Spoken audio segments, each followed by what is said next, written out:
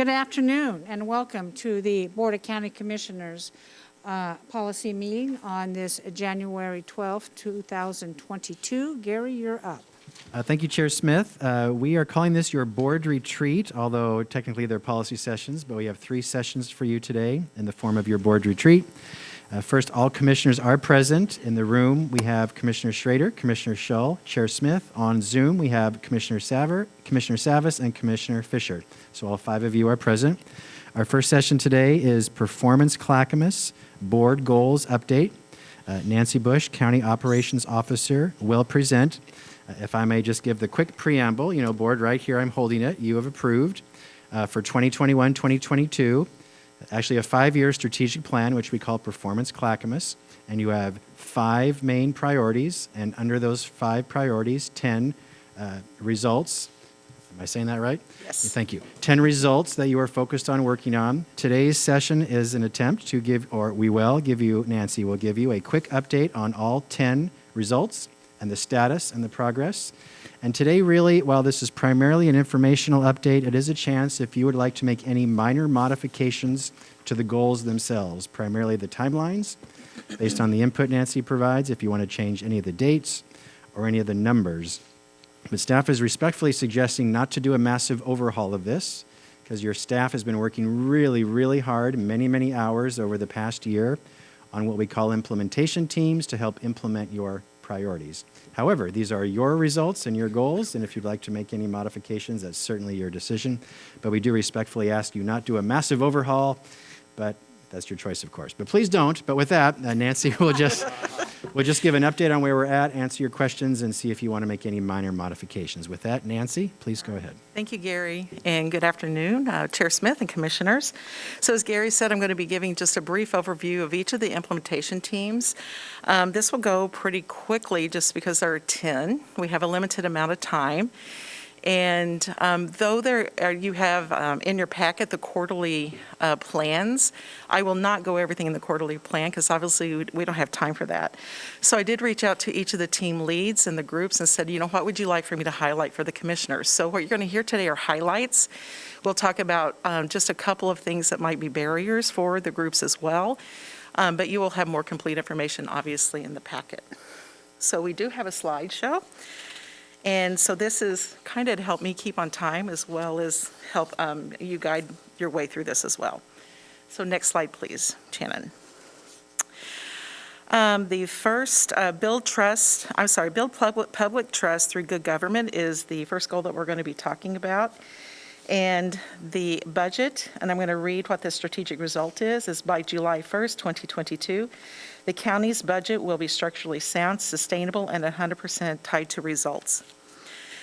As this is a new team as well, and you'll see too, as we go through this, those teams that have been around for a while have a lot more detail, and those that are of us who are just starting will have just a little bit less in here. But first is the integration of the chart of accounts in modules, and the systems have occurred.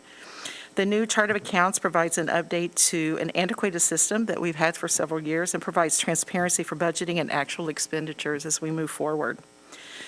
We have training departments monthly budget, we're training departments on budget and how to pull monthly budgeting. There are new processes to learn because of the changes that we've been made with the new software. And as part of the effort, finance is providing training to department staff, including monthly monitoring so that expenditures are accurate. As we go into the new budget year, we have some more accurate information. There is also progress with good communication through the Finance Liaison Group. We have monthly finance newsletters going out, as well as periodic budget emails.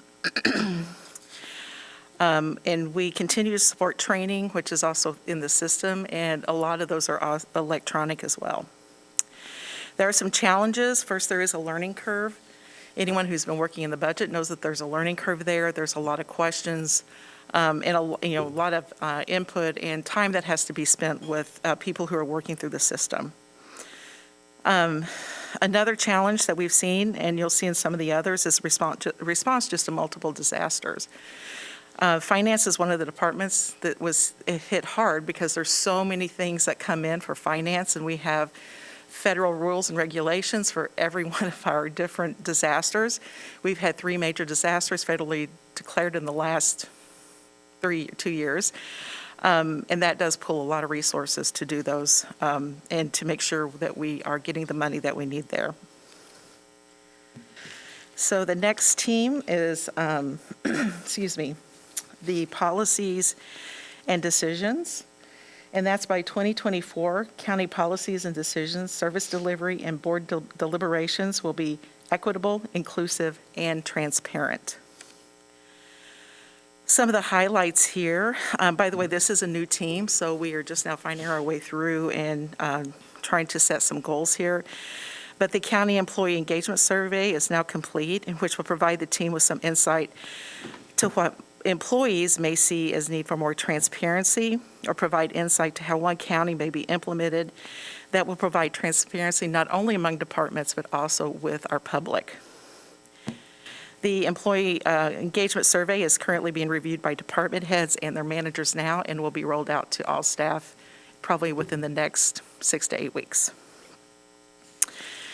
Another highlight is the biannual community survey is being planned and scheduled for the spring of '22.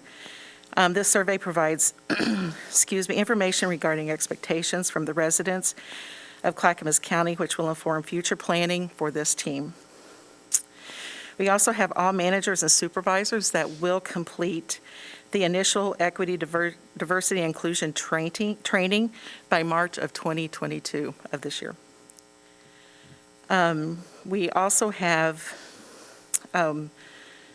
we are working to update submissions of the request to the county administration and to the county commissioners to include an equity lens, as well as other updates that we think will help make the process a little bit more smooth and also more transparent. The challenges we're seeing for this particular group are rising costs for services for identified needs, which can include appropriate signage and changes for a more welcoming environment for our buildings, and open and closed captioning options that we're taking a look at. The next team is, for Grow a Vibrant Economy. We have a business-friendly environment is first. So by 2024, 75% of businesses working in Clackamas County report a business-friendly environment that supports sustainability and growth. This as well is a new team, and they have been doing some great work moving forward. Some of the highlights from this team include the formation of the business community centers. As you know, we hit COVID, and our businesses really, many of them suffered a lot, especially our restaurants. Any business that you had people going in and would have to be sitting closely together. The business community centers were pulled together very quickly to help those businesses out with things like legal information, or they also were able to get masks and those types of things through the business community centers with other host of things. Another highlight is partner outreach and research, and continuing to identify and engage with subject matter experts and moving forward as analysis and key strategies were identified. Conversations to date include Economic Development Commission, Community Partners Roundtable, Oregon City Economic Development Committee, community-based organization partnerships to provide programming and support for businesses as well. And they also implemented Development Direct, which is DTD's 24/7 online permitting platform, which has been very, very successful. Some of the challenges for this particular group are multiple stakeholders with different perspectives, and that is difficult to manage. So you have a wide variety of people who want different things, what they consider successes, and trying to bring that all together. So examples of that are between developers and owner-operators, et cetera. Another challenge is limited tools to influence the overall business environment. So they're working to find tools that will help them out, and that has just been very difficult to find at this time. So the next strategic result is self-sufficiency in wages, and that is by 2026, 15% increase in jobs that meet the self-sufficiency standard wage in Clackamas County. Some highlights from this team include research and define self-sufficiency standard wage as various household types. So the self-sufficiency standard at the Center for Women's Welfare, University of Washington calculator has been selected for what the group is going to do their measurement by. And that standard defines the income working families need to meet a minimum yet adequate level, taking into account family composition, ages of children, and geographic differences in costs. So identifying that, being able to move forward and working on their projects with that, that one calculator is very important, and will provide some consistency. Coordinated with Leadership for Construction Career Pathways Project, C2P2, resulting in an investment of $50,000 of lottery dollars and by CPS and also by BCS and county administration. They also entered into an IGA with Clackamas County Community College to offer scholarships to remove graduation barriers that students in the last year of their program are experiencing, and there was $100,000 that was made in that investment. Some of the challenges that they are seeing is median rent has increased 85% from 2010 to 2021. So this really cuts into wages and outpaces many of those wage earners. Another challenge is the K through 12 education due to the continuing environment that we're in with COVID, and includes homeschooling, remote learning, parental supervision needs, et cetera, childcare, those types of things. And of course, the challenge that we've heard a lot about in the news lately is the inflation is at a 30-year high.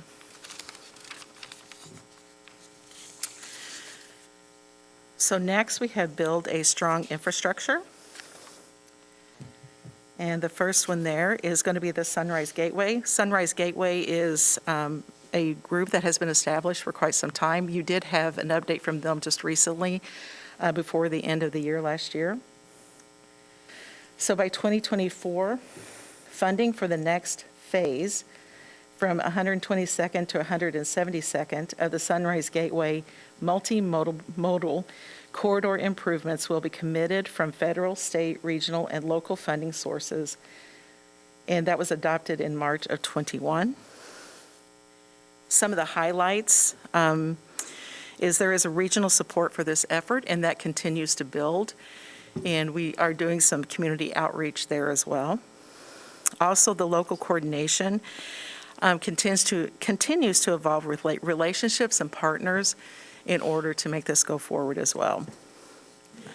Some of the challenges is that the ARPA funding timeline is uncertain, and that is ARPA funding that is coming from the state of Oregon. It's not our local ARPA funding, but the state of Oregon. So there is that timeline being uncertain is kind of throwing this off just a little bit. And also another challenge is being eager to initiate community engagement work, but we have to wait until the regional plan amendment is adopted and funds are available for that. Okay, next is affordable infrastructure. So this is by 2026, 100% of county residents and businesses where served have access to safe and affordable infrastructure, multimodal transportation, including roads, sewer, and broadband services. This particular team is also a new team, and they are just coming together. So what we're looking at here for some of the highlights, and this, as you can imagine, is a very, very large team with very large projects. So this is just a few of the things going on. So in 2020, the CBX has added an additional 19 miles of primary infrastructure fiber. In first half of 21, an additional 9 miles has been added. The direct fiber connection to Denver for backup internet connectivity is 90% complete.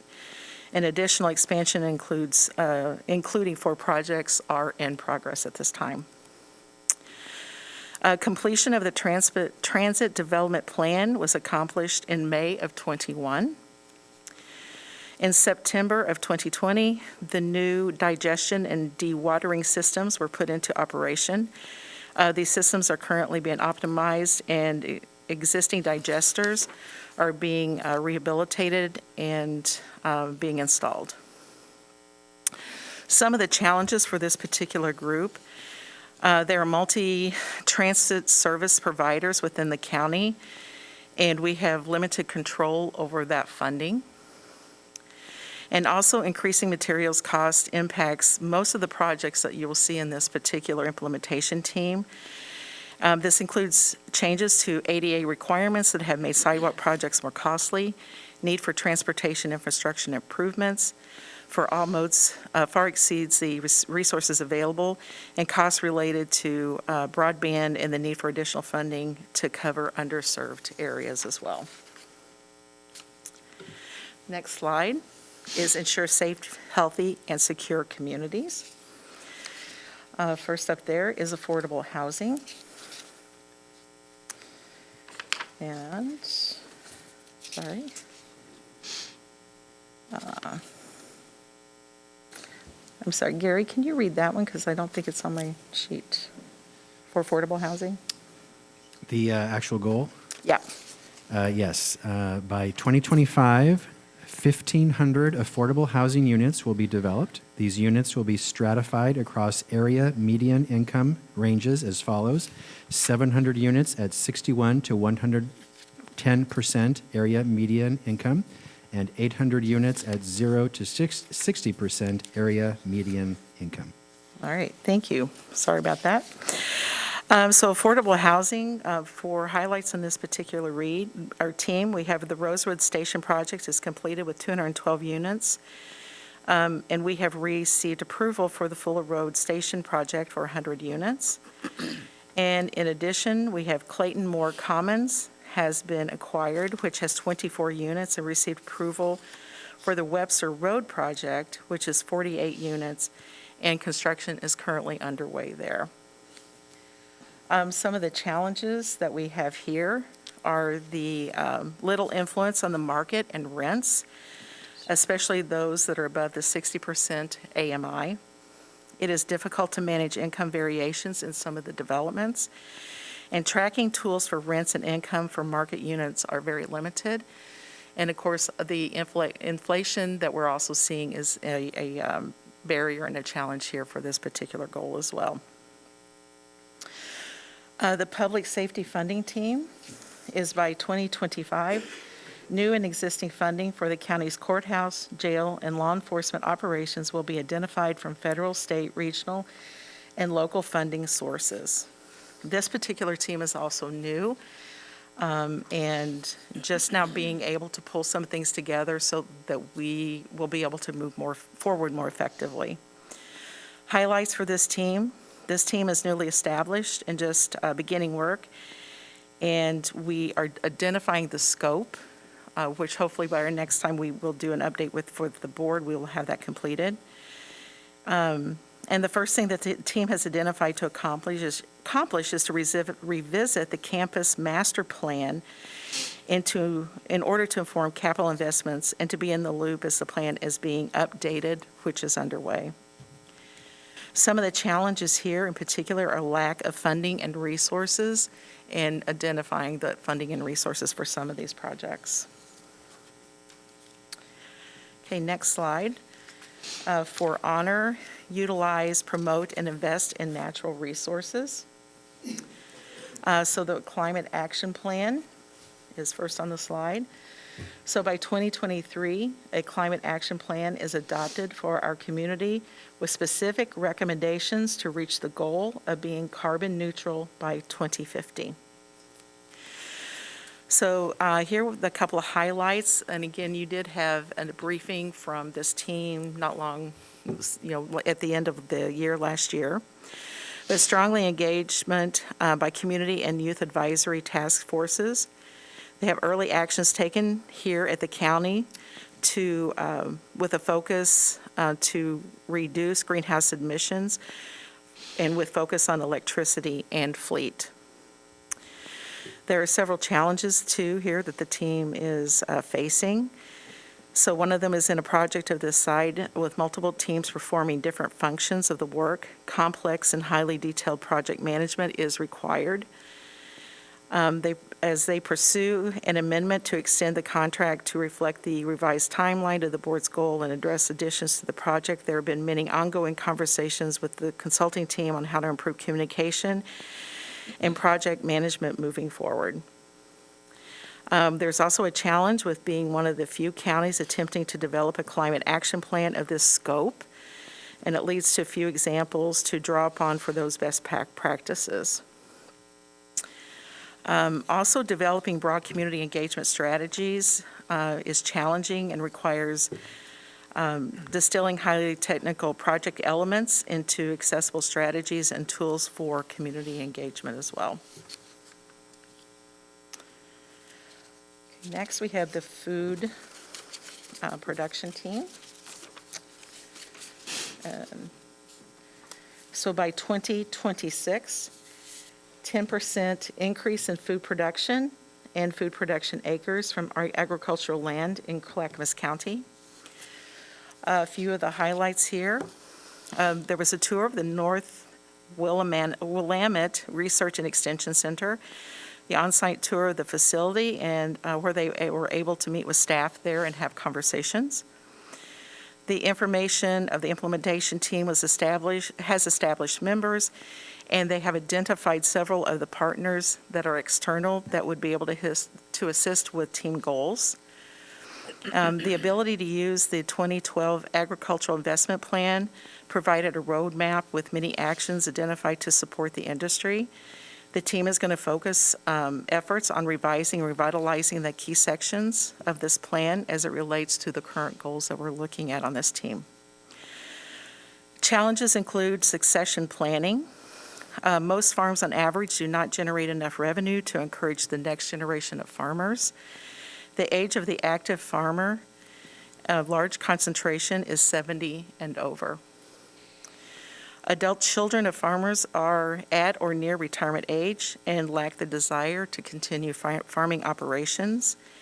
And small farm operators are not interested in expanding capacity. For example, hobby farms, because of limited revenue in those opportunities in expansion as well. So before I conclude my part of the presentation, I'd just like to say that I try to go to team meetings when I can, and there's a lot of work going into these implementation teams, a lot of really, really good work. The new teams are just steaming ahead. The teams that have been established for a while have some really, really good solid footing, but all of them are moving forward, and all of the teams have some really, really great team members. So that is what I have for you today, if we have questions and conversation. Thank you, Nancy, for that update. It's really important. I know all of us have a vested interest in the success of these plans. Some of them are harder to attain and some are not. I will entertain commissioners' comments when you want to weigh in. The food production one that I brought forward is very important, and that may be one of the hardest goals to achieve ever. Because I don't think it's ever been done before in Oregon. But I think it's important. The question I posed to this board a year ago was, do you think it's important that we be able to feed ourselves in this county? And it really piqued our interest. Well, of course. Well, these are the barriers to that happening. Clackamas County has some of the richest topsoil in the state, if not the West Coast.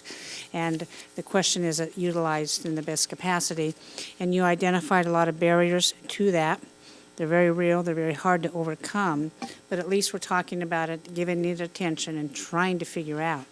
Regarding NRAC, our at North Willamette, Martha, what is it?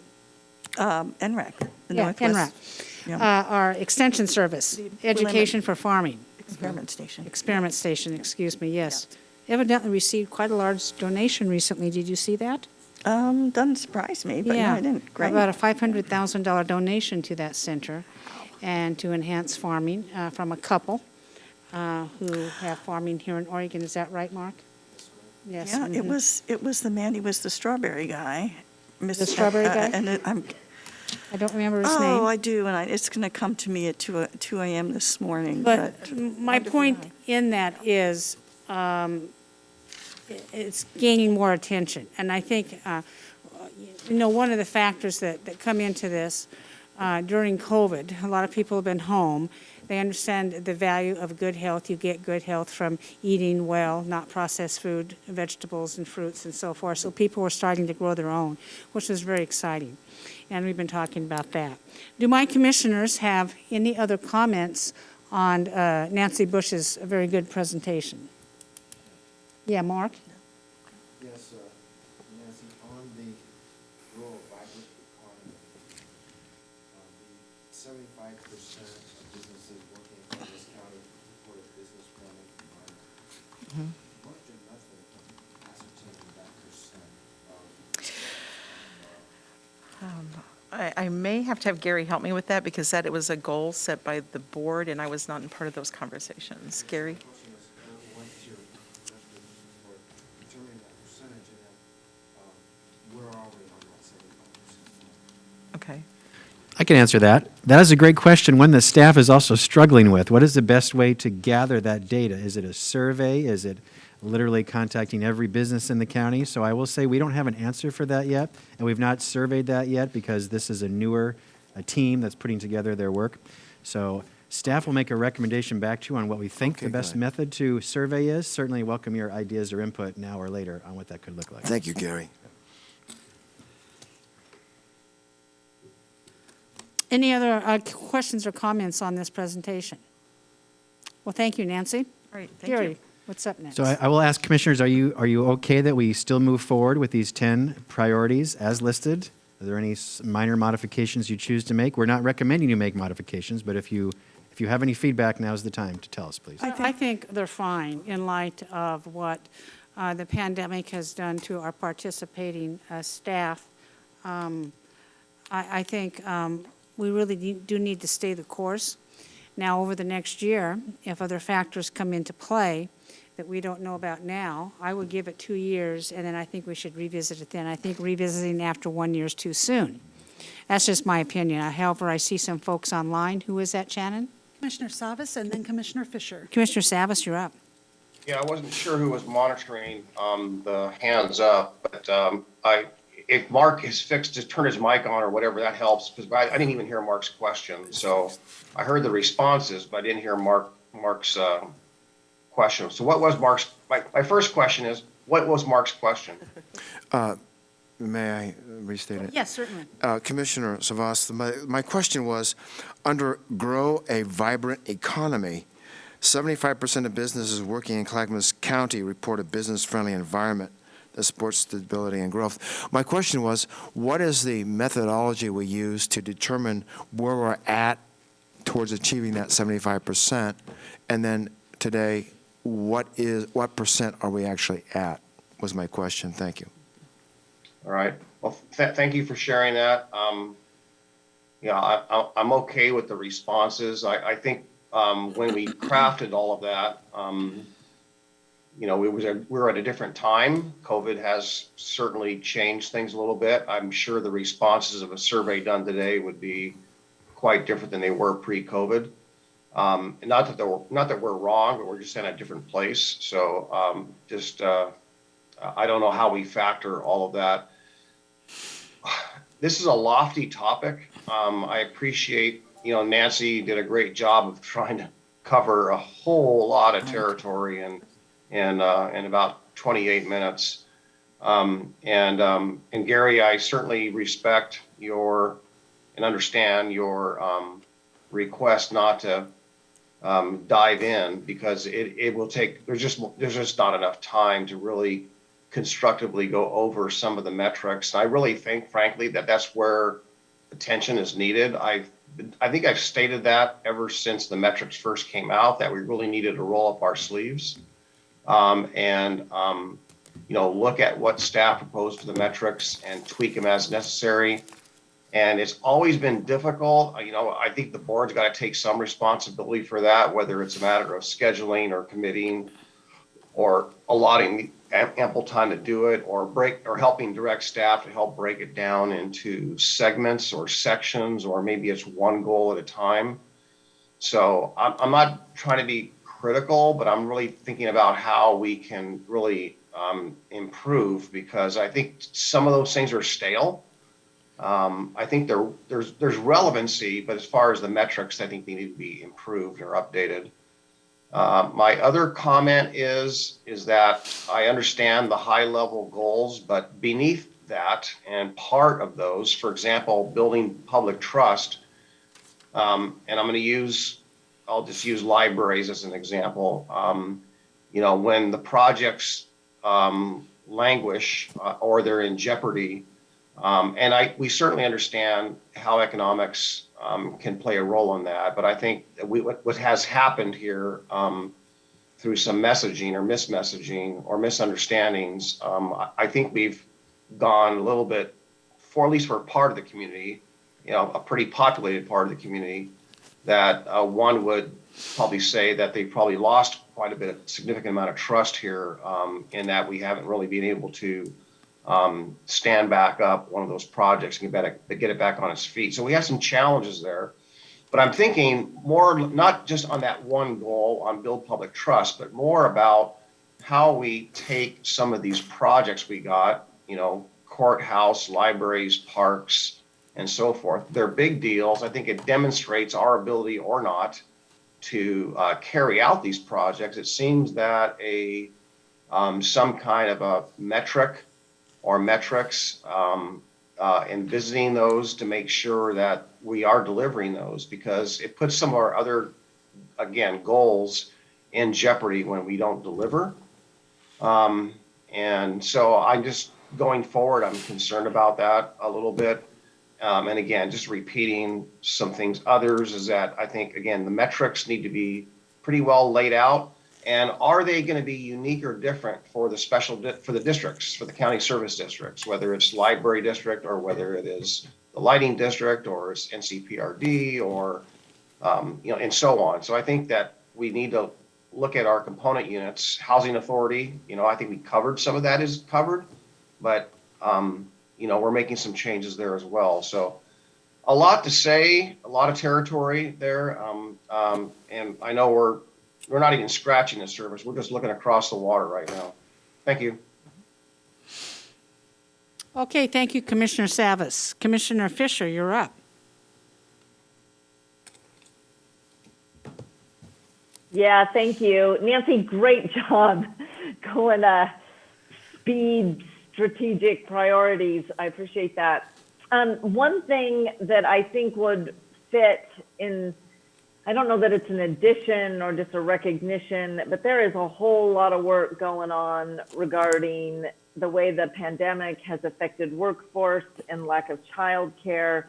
And I know for a fact, because I talked to Rod Cook and our staff at H3S, they are working on this issue, and they're working with a group in the community, and Commissioner Schrader is addressing the issue at the national level through her business economic development work, and I'm addressing it through human services.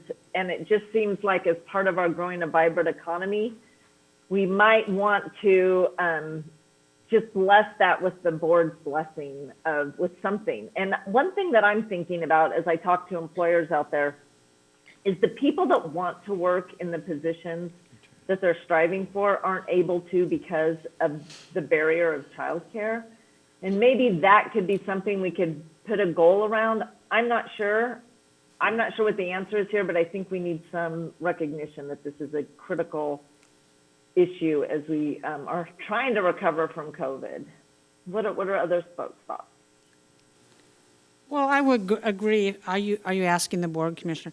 Yeah, I would agree. COVID and the pandemic has really slowed down many of our initiatives, goals, and desires, quite frankly, to try to move our government ahead on a lot of these, and it should be recognized. How we factor in, and I don't think I heard everything correctly because I just had them turn up your volume. How we factor that metric in to these 10 goals, I think would be problematic if indeed that's what you were asking for. That's why I agreed with Gary in that I would not want to change anything until a year, because then this board would have 2 years on the new goal structure to see where we're at. And if we're not getting anywhere on these, then by all means, let's figure out something else to do and not have staff spin our wheels on something that's not going to be attainable if we're in this new environment or this new atmosphere. And I'm mindful of that. But then the other half of me is very hopeful in that we'll get past COVID and knowing that the normal it'll be a new normal, right? But Commissioner Fisher, I'm not sure I addressed what you wanted to know. That's okay. Sorry you couldn't hear me. Such is the challenge of our remote virtual hybrid world. I think I probably need Commissioner Schrader to give her thoughts on this. At the time that we were coming up with our strategic priorities, her and I were having a little bit of a side conversation at the time, thinking, do you think we should? It's so interesting. You know, you look back, this is a year, and our whole world we know so much more now, and things have evolved and changed. But we had a conversation about, should we have this be one of our key goals? And then we both sort of thought, well, we're going to be working on this anyway. It's already on the agenda. We don't have to take it as a key goal. But it actually, now since we've been through a year of the pandemic, through vibrant economy, it fits right in to our framework. And we are going to do good work in this area, and it'll sure be nice to have some metrics and to measure it so we can communicate to our constituents. We heard you. We knew this was a priority. As a county, we work to facilitate a response, and this is what we have achieved. That'll be good for us to communicate. Commissioner Schrader, yes. Yeah, thank you for that. Thank you for bringing all this up, Commissioner Fisher. I just wanted to let colleagues know that our local workforce board is actually pulling together a coalition to look at this very issue. So something is happening. So we just need to know that it's happening and be aware of it. I think the conversation I've had with Gary is that we have an early childhood group, and we're trying to involve them without, quite frankly, using additional resources, but having it under the umbrella of what they've already kind of should and would be doing with this. So there is something going on already. For me, I think we're going to be working on it anyway. So I think just by talking about it today, we're acknowledging that it's something that's on the radar and it's part of workforce. And it's part of what the whole board, the whole workforce board of our county is involved in it. So, and there are a number of legislators as well. Karin Power, I know, has been looking at this issue. I think Alyssa Kenny Geyer, I'm not sure. So we'll just be tracking some of that anyhow. So. Okay, that sounds good. It's happening. I mean, it's happening. Commissioner Savas? Yeah, I want to make sure everyone was heard, and as we're talking Am I off again? at a high level about all of this. So shifting back to the goals, and Gary, my question to you is with regard to MFR and the goals towards, the dashboard, if you will. I typed in earlier today the dashboard, and I came to the page about MFR, but I don't find a dashboard. And I think having a Gantt chart or a progress meter on some of these goals or projects are great tools. Frankly, in my prior roles, prior to coming on the commission, we had those metrics. We had the progress, call it a progress meter or measurements.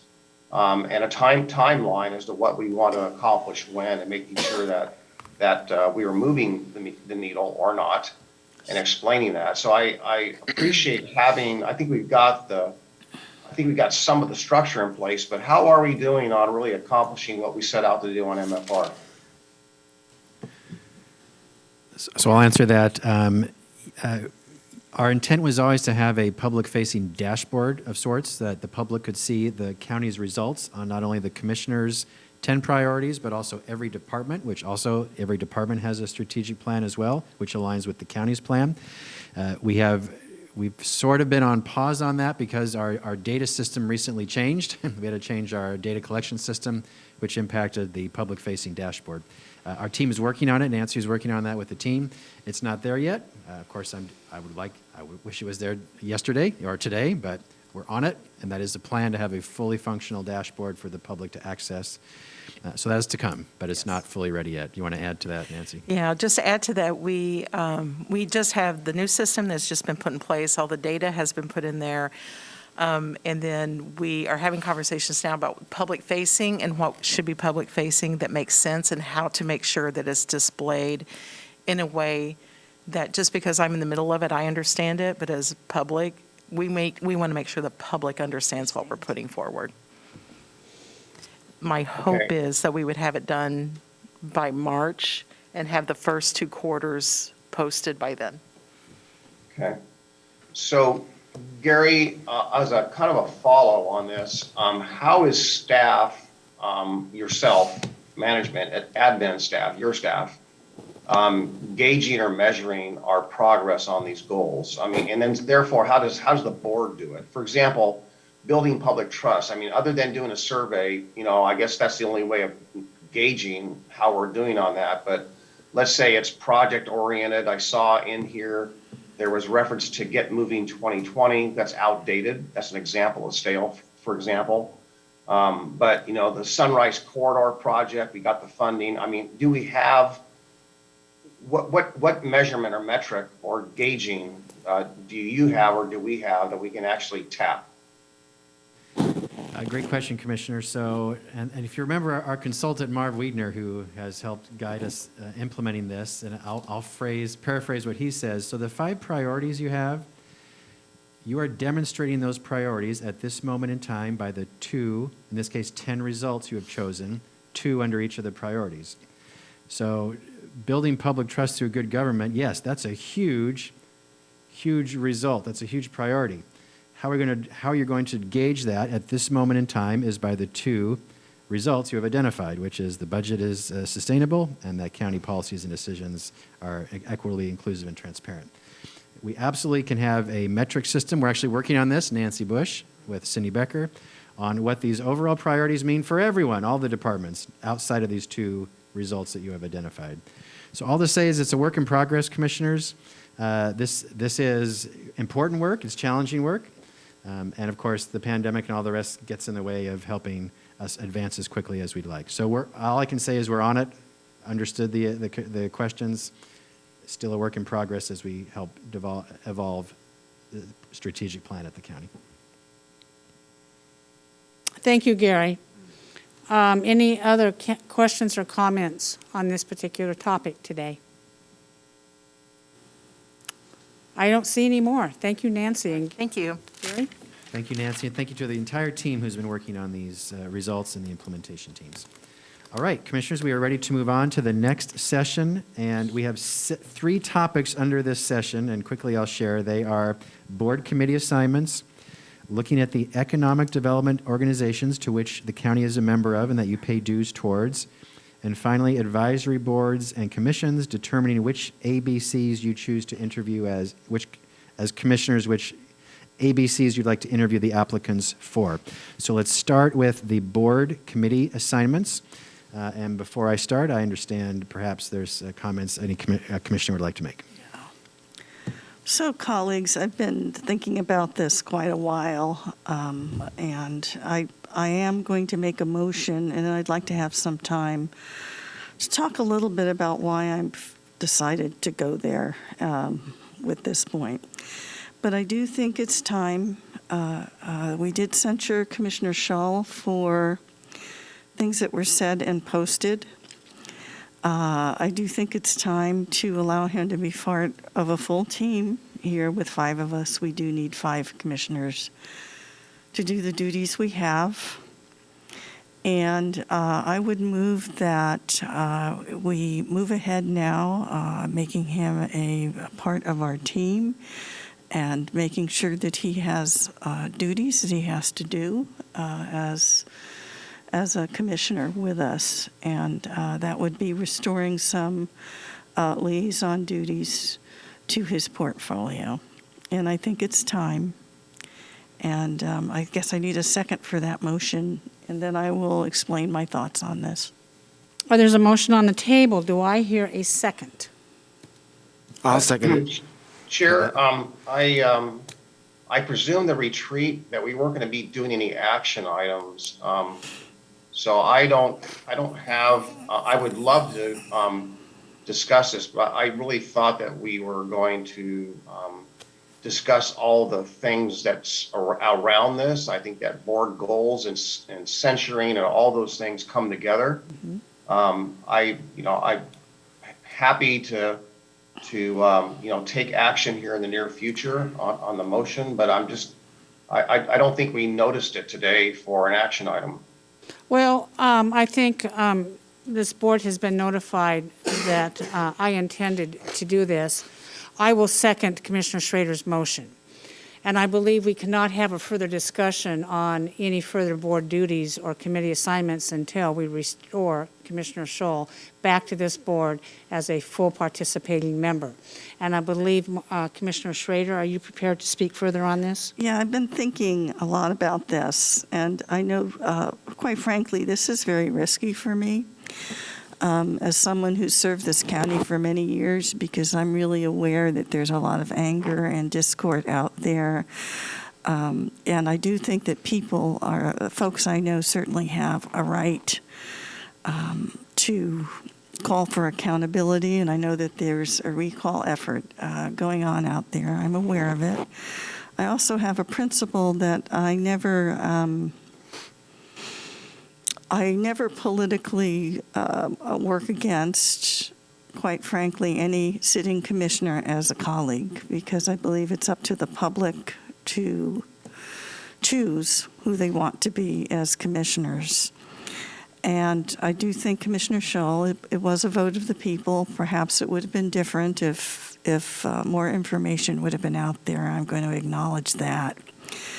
But the real dilemma for me as we move forward is that I think it's time that we need to start forgiving one another and having compassion for one another. And one of the reasons I decided to do this today is I want to remind people that I've been doing some reading over the break, and that Desmond Tutu, who was a Nobel Prize laureate and who helped end apartheid in South Africa, has died at the age of 90. And so he was a driving force for good in this world. And so I was reading a number of his quotes and books over the break. And here's a few quotes that he gave that, again, resonate with my my Benedictine philosophy of forgiveness and stability and continuity and trying to do it. And this is this: cultivate your forgiveness with your friends, with your family, with your strangers, and with yourself. Remind yourself that every person you encounter carries a sorrow and a struggle. Recognize that we all share a fundamental humanity. And here's another one that I think is pretty important. We are made to exist in a delicate network of interdependence. We are sisters and brothers, whether we like it or not. To treat anyone as if they were less than human, less than a brother or sister, no matter what they have done, is to contravene the very laws of our humanity. And those who shred the web of interconnectedness cannot escape the consequences of their actions. Now, I've been working I hope, for a while with Commissioner Shull to talk about these kinds of things on a personal level on a regular basis. And I do know that some people have perceived that some of the comments that were made were really hurtful, were really actually really hurting other people and really hurting the fabric of who we are, being as interconnected. And I know the Muslim community and our Jewish community has been upset on more than one occasion. And what I'm asking for all of those folks today is to forgive and move on. This is a real risk for me because I don't think it's going to be a very popular thing to say in this day and age, because we all seem to want to attack one another pretty constantly. But the other thing is, you've got to remember that all of us are broken. And when we're broken, we hurt others. And I think that's the case here. And Desmond Tutu said about this, that forgiveness is the journey we take towards healing the broken parts, and it's how we become whole again. So I'm putting it in this context of trying to make our body and what the work we do as a commission to just be whole again. I expect I'll get a lot of angry phone calls, a lot of angry people, maybe a lot of people with email that won't agree with me on this. But I've been doing this a while, and that's just who I am. And I've talked quite a bit with Commissioner Shull, and he is willing to work with me, to work with other people, to talk about these issues. And I think that it will be the right thing to do to have him as a colleague and work more fully with this commission to make us whole and to help us recognize our own humanity. It is about accountability. It's always about accountability, and we have to be accountable to each other. And I've been working hard, not that I'm the greatest thing that's out there, to try and make that happen for this commission. Because whether or not we have political differences doesn't matter. We have to work together for the wholeness of our communities and the wholeness of our county and our communities. So I am expecting to get some tomatoes thrown at me, but I think it's the right thing to do, colleagues. And I think that we need to move forward with it. So thank you. Thank you, Commissioner. Thank you, Commissioner. I'm running the meeting, Commissioner Savas. I want to thank Commissioner Schrader for her kind comments. And you talk about tomatoes being thrown at you. I've been having tomatoes thrown at me for the entire year from both sides on this. And there's no secrets about my political affiliation. However, as chair of this county, I believe I've done everything I can to be as nonpartisan as possible moving forward. Some of the comments that Commissioner Shull has made from the past, yes, have angered me. And no, I do not agree with them. And it's one of the reasons why I led the effort on his censure. I was the chair of this commission. However, over the past year, I believe through a few more missteps, but I believe Commissioner Shull has done everything that he can to try to right whatever wrongs that may be perceived out there. I too believe that as people and human beings on this earth, we should act out of compassion and forgiveness. Because isn't that what equity, diversity, and inclusion is all about? And I say to those who carry that banner, yet continue to cast stones at one of my colleagues, are not living up to your full potential. As Commissioner Shull has reached out to the disparate communities. They have talked. They are, I assume, continuing to talk. But I like to say to all those people out there listening, I like to say to our future people who want to call in and maybe criticize this board for this action, I'm going to quote a great master named Jesus when he said, "Those of you out there without sin, cast the first stone. Those of you out there without sin, cast the first stone, because being in the human condition is impossible. Because we all sin, and we all will make mistakes for the future. And God, I hope that when I do that, and when I make a mistake, because I will, because I'm human, that there are enough people in this county who will forgive me as we move forward on this. I think it's very important. I think as the fifth member of this commission, there are so many duties and the workload is so tremendous right now that we need a fifth commissioner engaged in all of the committee assignments that we have, all of the duties that we have, all of the representation of over 400,000 peoples in this county, 16 cities, 2 million acres of very fertile ground, that we do need 5 commissioners fully engaged and operating to the best of their abilities, and that's what I hope he does. And I am extremely hopeful and that he will live up to all the duties that we all do, that we all perform. I see online button, Shannon, who's up? Commissioner Savas. Commissioner Savas, you're up. Yeah, I just like to get, I want to put a point of order on the table.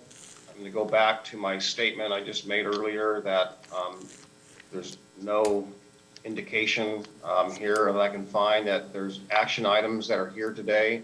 This meeting is not recorded. I'm not sure about the public noticing that was done, particularly. If there's something I've missed, but I'm calling a point of order, and I'd like legal counsel to opine as well as the administrator. Legal counsel's not in the room. Maybe we can call on them, but Gary, would you address Commissioner Savas's concerns? Yes, and I have been in communication with Mr. Madcore. So this is a public session. It has been noticed. The team building you were going to do at 4 o'clock was the closed session, but that is not right now, and we've actually postponed that portion of it. So this has been a noticed session. It is open to the public. It is being recorded. It's airing live on the cable station and on the internet. We have identified this item as committee assignments, so you are talking about committee assignments. So as a governing body in a publicly noticed meeting, you can make any motion you want at any time, and you frequently do. So this is an appropriate use of business to bring this up. Gary, remind me, or maybe county council can remind me, when a motion came forward we had a couple of situations for Commissioner Scholl. Was that an actual detailed line item on the posted agenda? I don't believe it was. Or not, no. No, I don't believe it was at all. So, Commissioner Fisher, you have your hand up? Yeah, is Commissioner Savas done? I don't know, I guess so. Well, I didn't wanna- I was not, continue. but Okay, go ahead, yeah. Sonia. No, Go that's ahead, all right. Sonia. I'll hold, Commissioner Savas. You have the floor. Well, I guess if the chair recognizes me as such, I'll speak. Commissioner Savas, you may continue. I thought you were finished. Thank you. So I don't have a quarrel with a lot of what was said. I don't have a great disagreement with a lot what was said. I have been, and you have all heard me, pretty adamant that we try to line the board rules up, and I wanted to do that a long time ago, so that when this moment came, that we could have some kind of understanding and guidance as to, what constitutes a censure and what constitutes undoing a censure. And it seems we have, and I brought this up months ago. So it just strikes me, it's not lost on me, that we don't have that. It's scheduled for after this. And I certainly understood that we were going to discuss assignments and so forth. That's obvious. But there's nothing on the agenda as far as acting on that. So in a typical retreat session, and that's what it says, by the way, on the website, it says board retreat. Go on the website. That's what it says from 1 o'clock to 4 o'clock. It says board retreat. So I'm confused, but that's my comment. I just think that it's not, it's not perfectly clear to me what constitutes a censure and what constitutes changing that and unwinding a session. So- Commissioner Savas, Stephen Magcor's in the room now, and I'm going to, let him opine. I might have been running up the stairs when the question was presented, but if the question is still whether or not you have to specifically notice whether you're reinstating Commissioner Scholl's liaison duties, the answer would be no. I believe the action was taken on January 4th, 2021, and it was not on the agenda. That is correct. And as you know, commissioners, look, if you want to challenge my authority to set a meeting agenda, that's afforded to me in county statute, and I was elected to do so by the citizens. I have a vice chair, Commissioner Schrader, who has agreed with this procedure. We can vote up, we can vote down. But as you remember, there was a motion made on January 14 to remove his liaison duties. And therefore, we will reinstate him today the same way. Is that, yes, do you mind me asking? Nope. So it's within our purview to do this, Commissioner? It certainly is. Yes, it certainly is. The censure still remains. That was a written document signed by the board. You also had removed the liaison responsibilities and assignments from Commissioner Scholl. What I understand the motion is today by Commissioner Schrader is to reinstate the liaison duties of Commissioner Scholl. Yeah. Your item today is noticed as liaison assignments, is it not, Administrator Schmidt? Yes, committee assignments, yes. Yes, so this is perfectly within your purview to make this motion and to vote on the matter. Okay. So my intent was because I thought, so let me explain to my colleagues, my intent was because I think we've worked on accountability. I continue to work with accountability with Commissioner Scholl. That's the truth of the matter. We've had many talks together, many conversations about why people feel the way they do and how upsetting it was. Some of the things that came up on posts that upset our community, members of our community, as well as our staff. So that's the work, and I've talked with him, and he's committed to working with me on this, and I've committed to working with him on this. And largely it's because out of respect for his military service. Okay, so I just want to make that clear to folks, but my sense in doing this now was because I thought we were going to discuss liaison issues after this, and then we could start seeing who was going to be put where, when, on how on duties. So that was the point. If we need more discussion on this, or if we need a personal retreat, we're going to have to commit, all 5 of us, to do a personal retreat. We did that, just a We minute. did. We did that today. That's what I thought, yeah. Yeah, but 2 of our commissioners aren't present, so we had to cancel it. Well, let's not go down the blame road. It's kind of hard to do it that way. So I think that we should at least try and solve this now, so we can. The reason is so we can just get the liaison duties out of the way. Okay, and then I can take every single hit I need to take and get punched up for it, and get it over with, because I know that's going to happen. So, Okay. Right. Chair, I'm just going to close with this comment, if I may, and that is that I'm inclined to support the motion, and I probably will, after the vote today, I probably will change my abstention to support at some point in time. But I'm going to abstain, frankly, as somewhat of a protest, if you will, and that is it's more towards procedure. I'm not disputing our authority to do what we did on January 14th or even today to some degree, but on my calendar, which I believe is a public record, it says from 1 o'clock to 4 o'clock, this was a board retreat. That's what's on my calendar. I assume that every document that's on my calendar is a public record.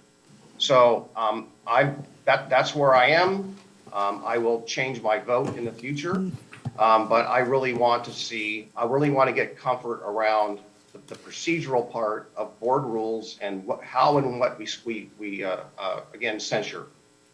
Well, you. Commissioner Savas, I do appreciate you objecting to what we want to do today, but we need to move forward. And for one commissioner to say you're going to upend the entire agenda, frankly, I really don't appreciate it. We've been trying to get this board retreat established for a very long time.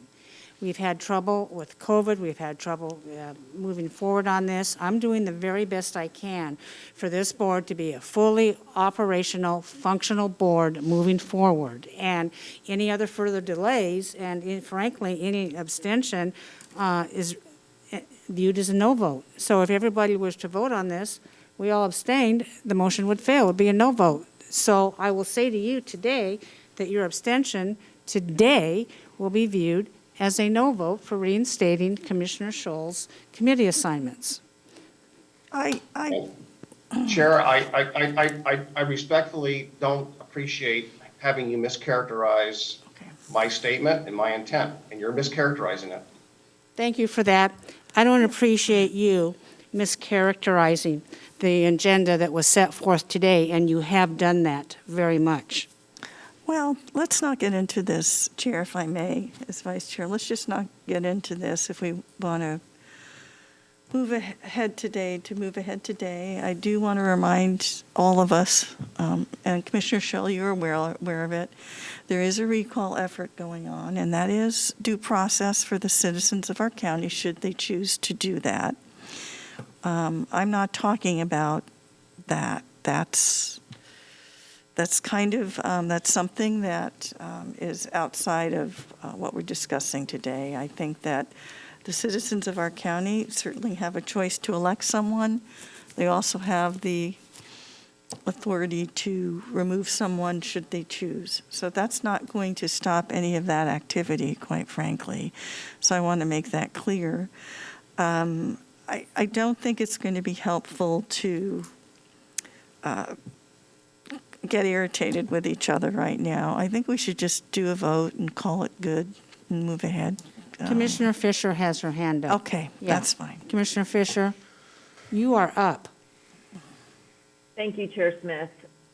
This conversation today does not come as a surprise to me because Chair Smith, I believe, was very clear last year, all the way back in 2021, that after the first of the year, and I'm almost certain, might be mistaken, but I'm almost certain that was addressed publicly, that she made that comment publicly. So it isn't any surprise. I can tell you that privately, I've had, and Chair Smith, I don't know if you could turn on your camera so I can look at you through the Zoom. I am looking at you right now. Can you, I see that your square is on my screen. Can I see you? Because I believe you'll be head nodding at me, and I just want to confirm your nonverbal communication. Yeah, it's working. So I have had, and I have really appreciated my conversations with Chair Smith about these issues, because not only has she been a sounding board, but been there in support of and listening and caring about feelings, and really been rock solid in regards to how to handle this throughout this last year. So I do want to say thank you to Chair Smith for our many private conversations and how you were very transparent in how you were planning to address the situation. Probably the most important thing that I appreciated is your efforts at accountability. We as county commissioners, elected officials, have to hold each other accountable while we are serving. Yes, the voters will hold us accountable when it comes time to have our name on the in the ballot. But right now, it's for each of us. And I so appreciated when Chair Smith communicated to me, and I believe she communicated it to each of us, that she was suggesting that Mark Scholl apologize to each of us, recognizing and stating the harm that he caused to truly show that he understood what his words, how those actions hurt our community. Since then, we've had the opportunity to have some other incidents, and I've basically laid out for Commissioner Scholl a blueprint on how you really take responsibility when we do harm. It's not what we intend. It's not that we intended this or that. It's taking responsibility for the impact of what our actions have done. And so Commissioner Scholl has not had that conversation with me.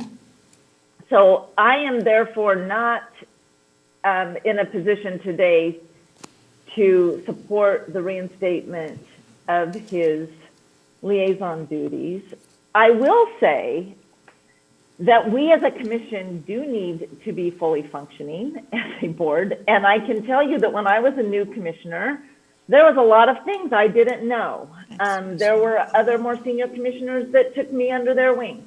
I'm looking at Commissioner Savas right now, who drove me all around unincorporated Clackamas County and showed me all different forms of housing, talked about that. He gave me a full tutorial, which I so appreciate today. And I have to say that Commissioner Schrader, bless her heart, I don't know how many tutorials that she's given me through the years. And I've reached out and asked for advice and received support. That's what we do for each other. And I will, now that I've been serving in this role for, gosh, has it been 5 years? It's almost 5 years. Oh, gee. Since it's been that amount of time, I am there for any commissioner to be there as a support. So while I don't feel comfortable and I can't vote yes in having Commissioner Scholl be a voice for Clackamas County and to be representing us as a body, as a whole, as a community, I am there, and I don't care how much work it is, if it's extra work because we have more to do. I am there to support and be there with him. We are both going to be doing that at Reimagine. We are, Oregon, we're going to be getting briefed together. Commissioner Scholl is going to be making comments, but I'm going to be there alongside him and making sure that our county's values and perspectives when we're speaking for Clackamas County are addressed correctly. This board has done really well being in alignment. Well, when we speak as a commission, we speak as a commission, and we need to continue to do that. So today I will be a no vote until Mark Scholl, until or unless Mark Scholl has that conversation with me, as my door is always open, completely always open.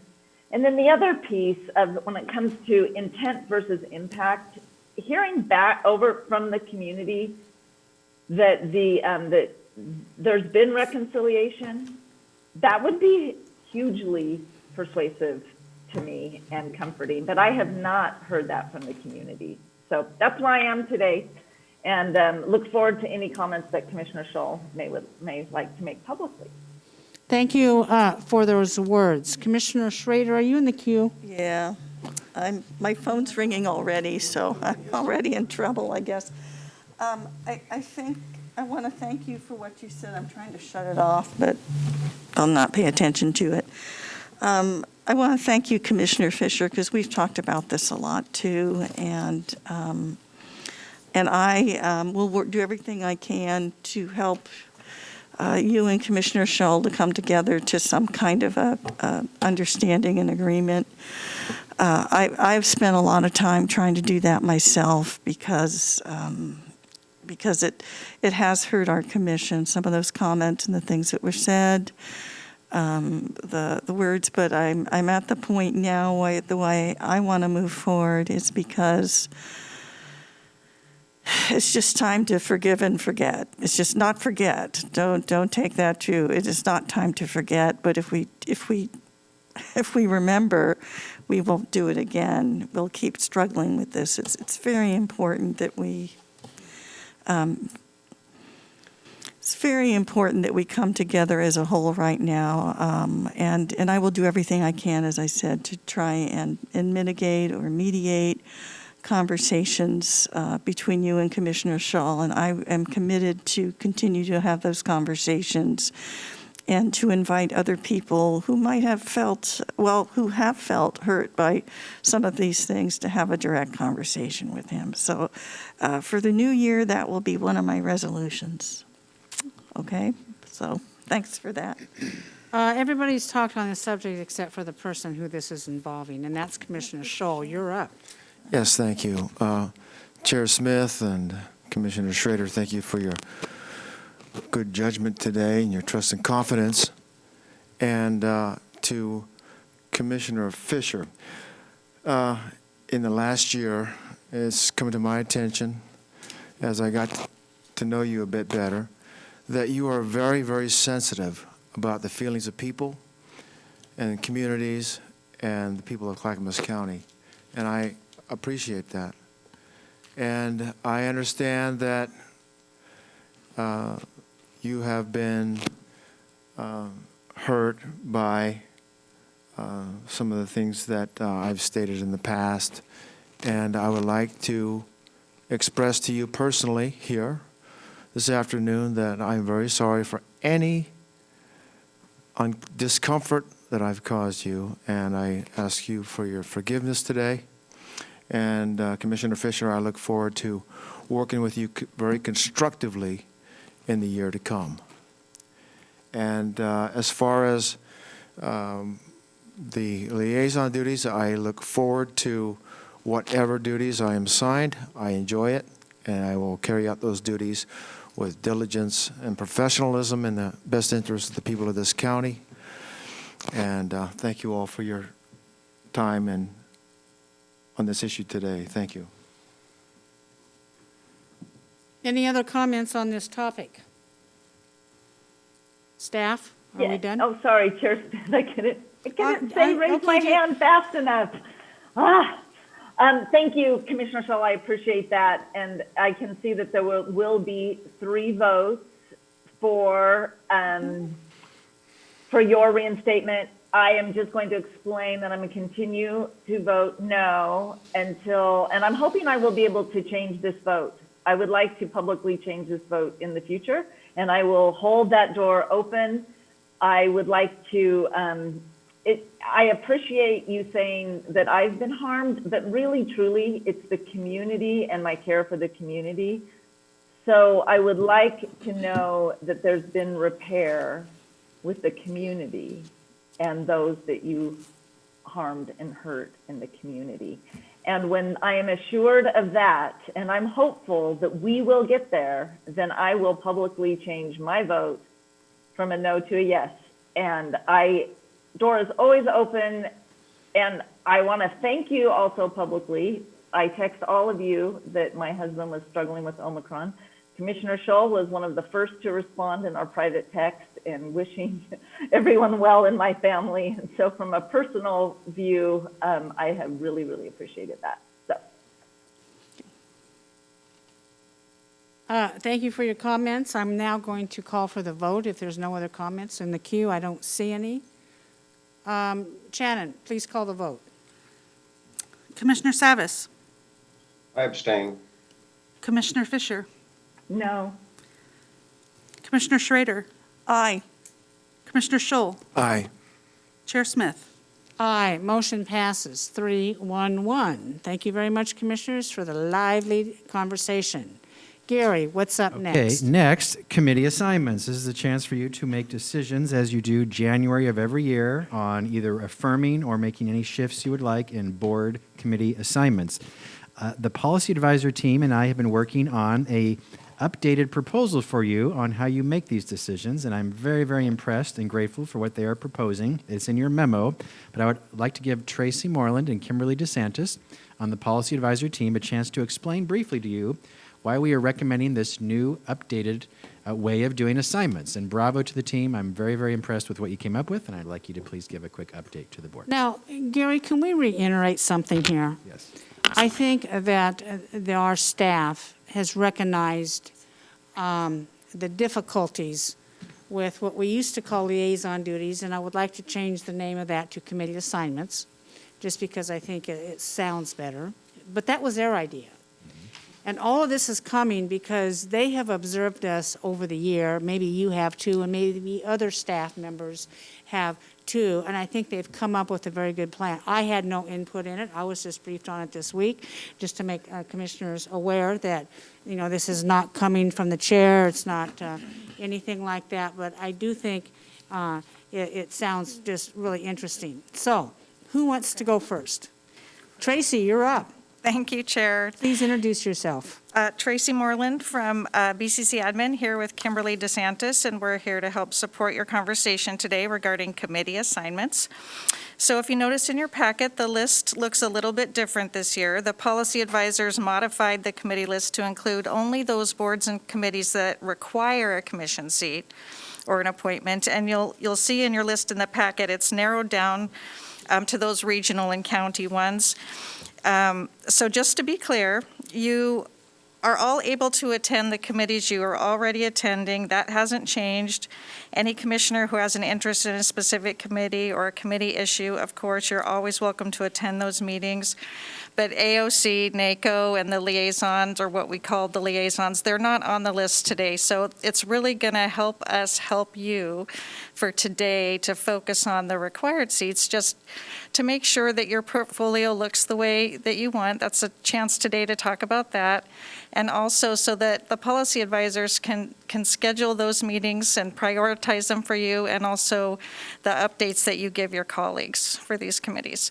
So it's really at the pleasure of the board and Gary how you want to go through the list, but Kimberly and I are here to make notes about the short abbreviated required committee list today. Kimberly, would you like to add Would you anything? like to say anything? Nothing to add. Good job, Tracy. Well, I see on here,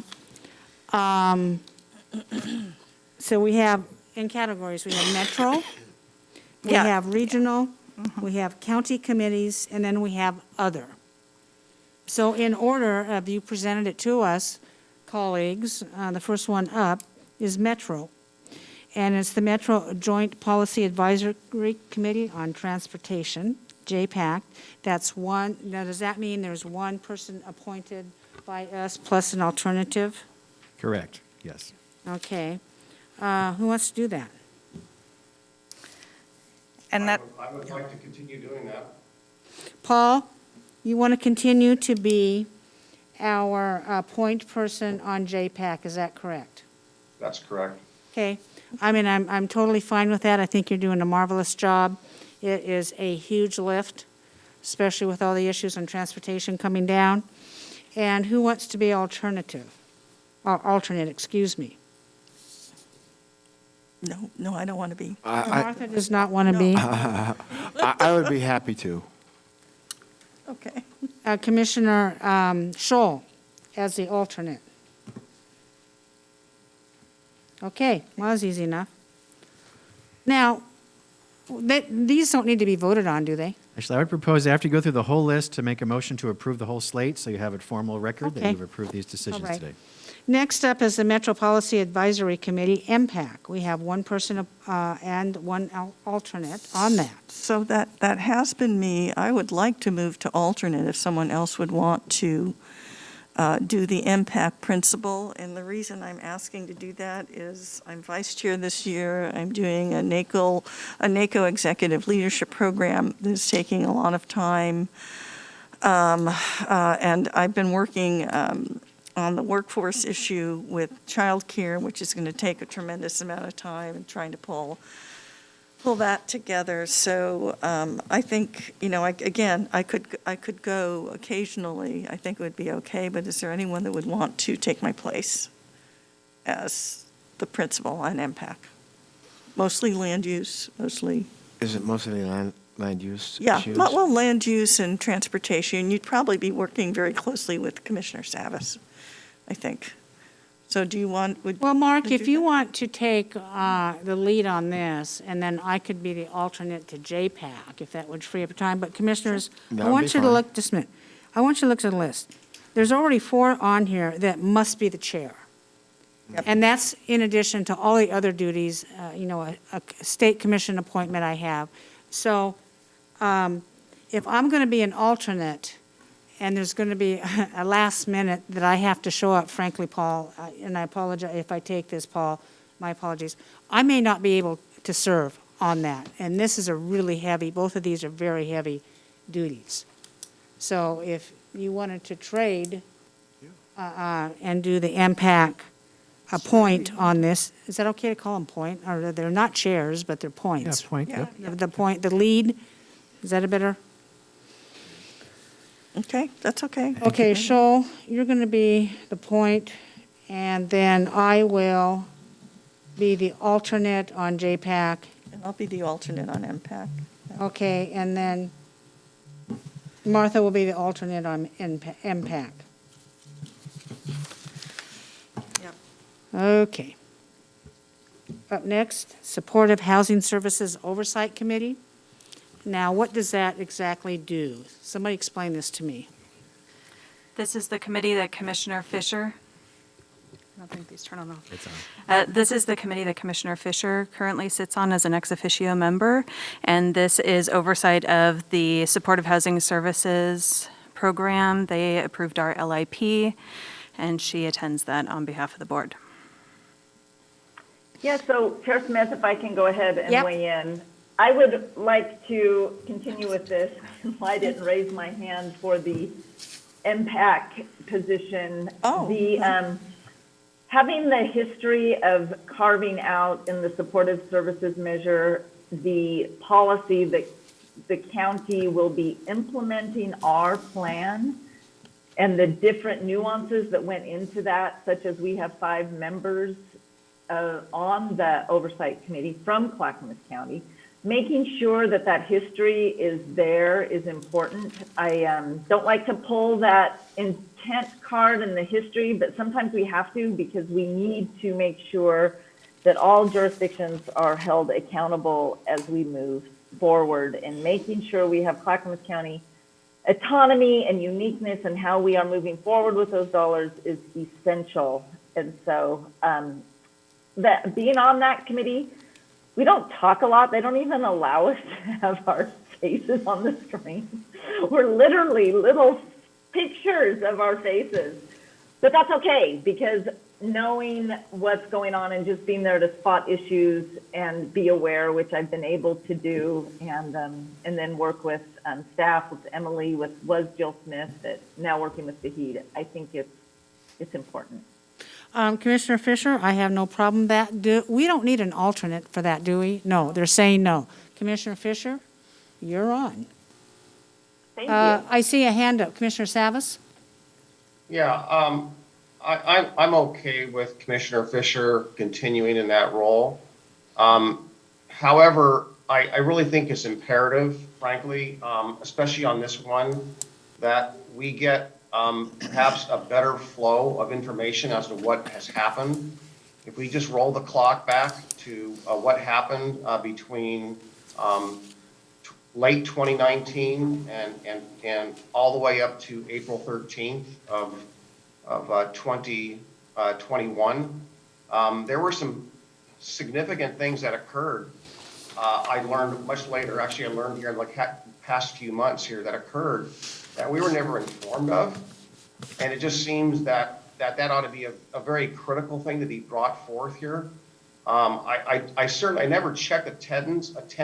I'm sure Commissioner Fisher probably attended most, if not all, of these meetings. But if that's a presumption, I really think there were some key things that occurred there that maybe would have better have alerted us so that we would have been caught off guard in this $24 million shortfall that occurred in 2021.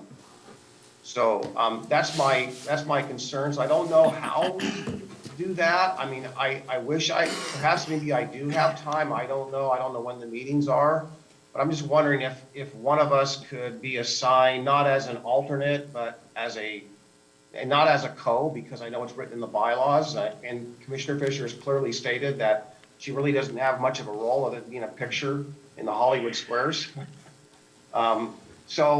But how do we get some greater feedback to the Board of County Commissioners as to what's happening there? So it's just a constructive observation. I just don't want to go through that again. Yeah. With all due Commissioner respect, Zach, I'll- Commissioner Fisher, I'd love to hear your comments on that. Yeah. Sure. So I'm happy to, and we can talk offline to hear more about what you thought, what came through that committee that I didn't share. A lot of the work that I did when issues would come up that I thought were important for the board is make sure that staff presented it and to all of us. And that was a lot of what I did so that that information was then communicated to the Metro Oversight Committee. That was mostly the work, but if there were specific things, I did not know that we were not going, that the flow of the money. I guess if I would have brought out my finance chops when I got my master's in public administration, I would have thought that, oh yeah, there'll be a flow to this money because the tax will be collected at this time, or, but I didn't know that, and neither did the other two counties. So we were all adjusting to that reality in real time. There wasn't an announcement of that through the Oversight Committee or any other work about that. But happy to talk with you offline anytime, and always happy to share whatever's going on. It'll be interesting to see how, once the plans are further, when we have the IGA, how the Metro Oversight Committee readjusts in itself, because it will have a different role, and it's been in the process of going through a retreat, doing a lot of relationship building amongst the members to figure out where they'll be moving in the future. Yeah. Well, I don't want to get off topic, and we could talk on this offline. I'll just close with this. I do know that there was one member, Clackamas County representative on the Oversight Committee, that had a voice at the table. That person had submitted questions to Metro, and as I understand it, has not received responses. Well, I'm going to interject something here, folks. We're here to decide on our committee assignments, not agree or disagree about the way a commissioner has either performed or not performed in their eyes. This is not time where we cast judgment on whether to report back or not. I think all of us in our duties know that we need to report back to the board in as timely manner as possible. We have 2 times a week that we can do that. We have Commissioner Communications at the end of our policy sessions on Tuesday. We have Commissioner Communications at the end of our business meeting on Thursday. And I think maybe that's why our staff reduced this list. I'm not interested at this point in continuing to, frankly, poke my finger at this person or this person, because I don't sit on the committees that you do. I don't know what's going on in the committees that you sit on. That's why it's very dependent for you to bring back the information so I understand it. So I don't know that we need an alternate on the Supportive Housing Services Oversight Committee. I don't know what their protocol is, if some other county commissioner can just show up whenever they want it says Mondays maybe here. I don't know what's going on with that. If anybody has an interest in it, I don't think that any commissioner should be barred from attending anything. However, if 3 commissioners show up at one meeting, it does need to be noticed as a public meeting. Okay, now, with that in mind, we're going to move down to the regional section of this, which is the ODOT Region 1 Area Commission on Transportation. It's called R1 Act. We have an appointment and an alternate, excuse me, I'm having trouble with that word. Who wants to do that? Chair, so closely related to transportation and serving as the vice chair of that committee, I would like to continue, and frankly, I'll just stop there. Yeah. Okay, Paul, you're going to be there, and we need an alternate. Commissioner Scholl, did I see a hand for an alternate? No, but there you go. Oh, well, no, I just thought, No, I'd be happy to did do you want that, to make yeah. a comment, maybe? No, I would like to do the alternate for that. Okay. Yeah, I think you ODOT. do have an interest in Yeah, transportation. I've been tracking on those meetings. Okay.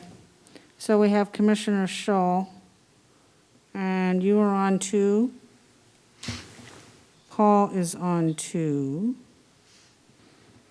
And the others of us have 1.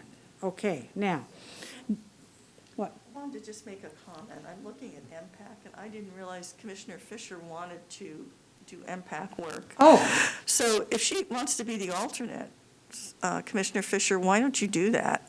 I've been doing MPAC so long, and that way you and Commissioner Shull can work together and get to know each other better. I think it would be a really good opportunity for everybody. Are you there, Commissioner Fisher? Yeah, no, I'm fine doing that. Okay. I don't need to do it. No, I Being think. involved in one metro committee. I mean, doing two, I mean, there No, might be I some think overlap. I think you should, because I think there's a chance for some real good positive things from that. And like I said, I've been doing it so long, I feel like it's just Groundhog Day for me. So could we do that, Commissioner? Could we Yeah, have it's fine with Commissioner me. Shull? I think it's a good idea. Okay, let's do that. I think that's totally fine. Okay. Right.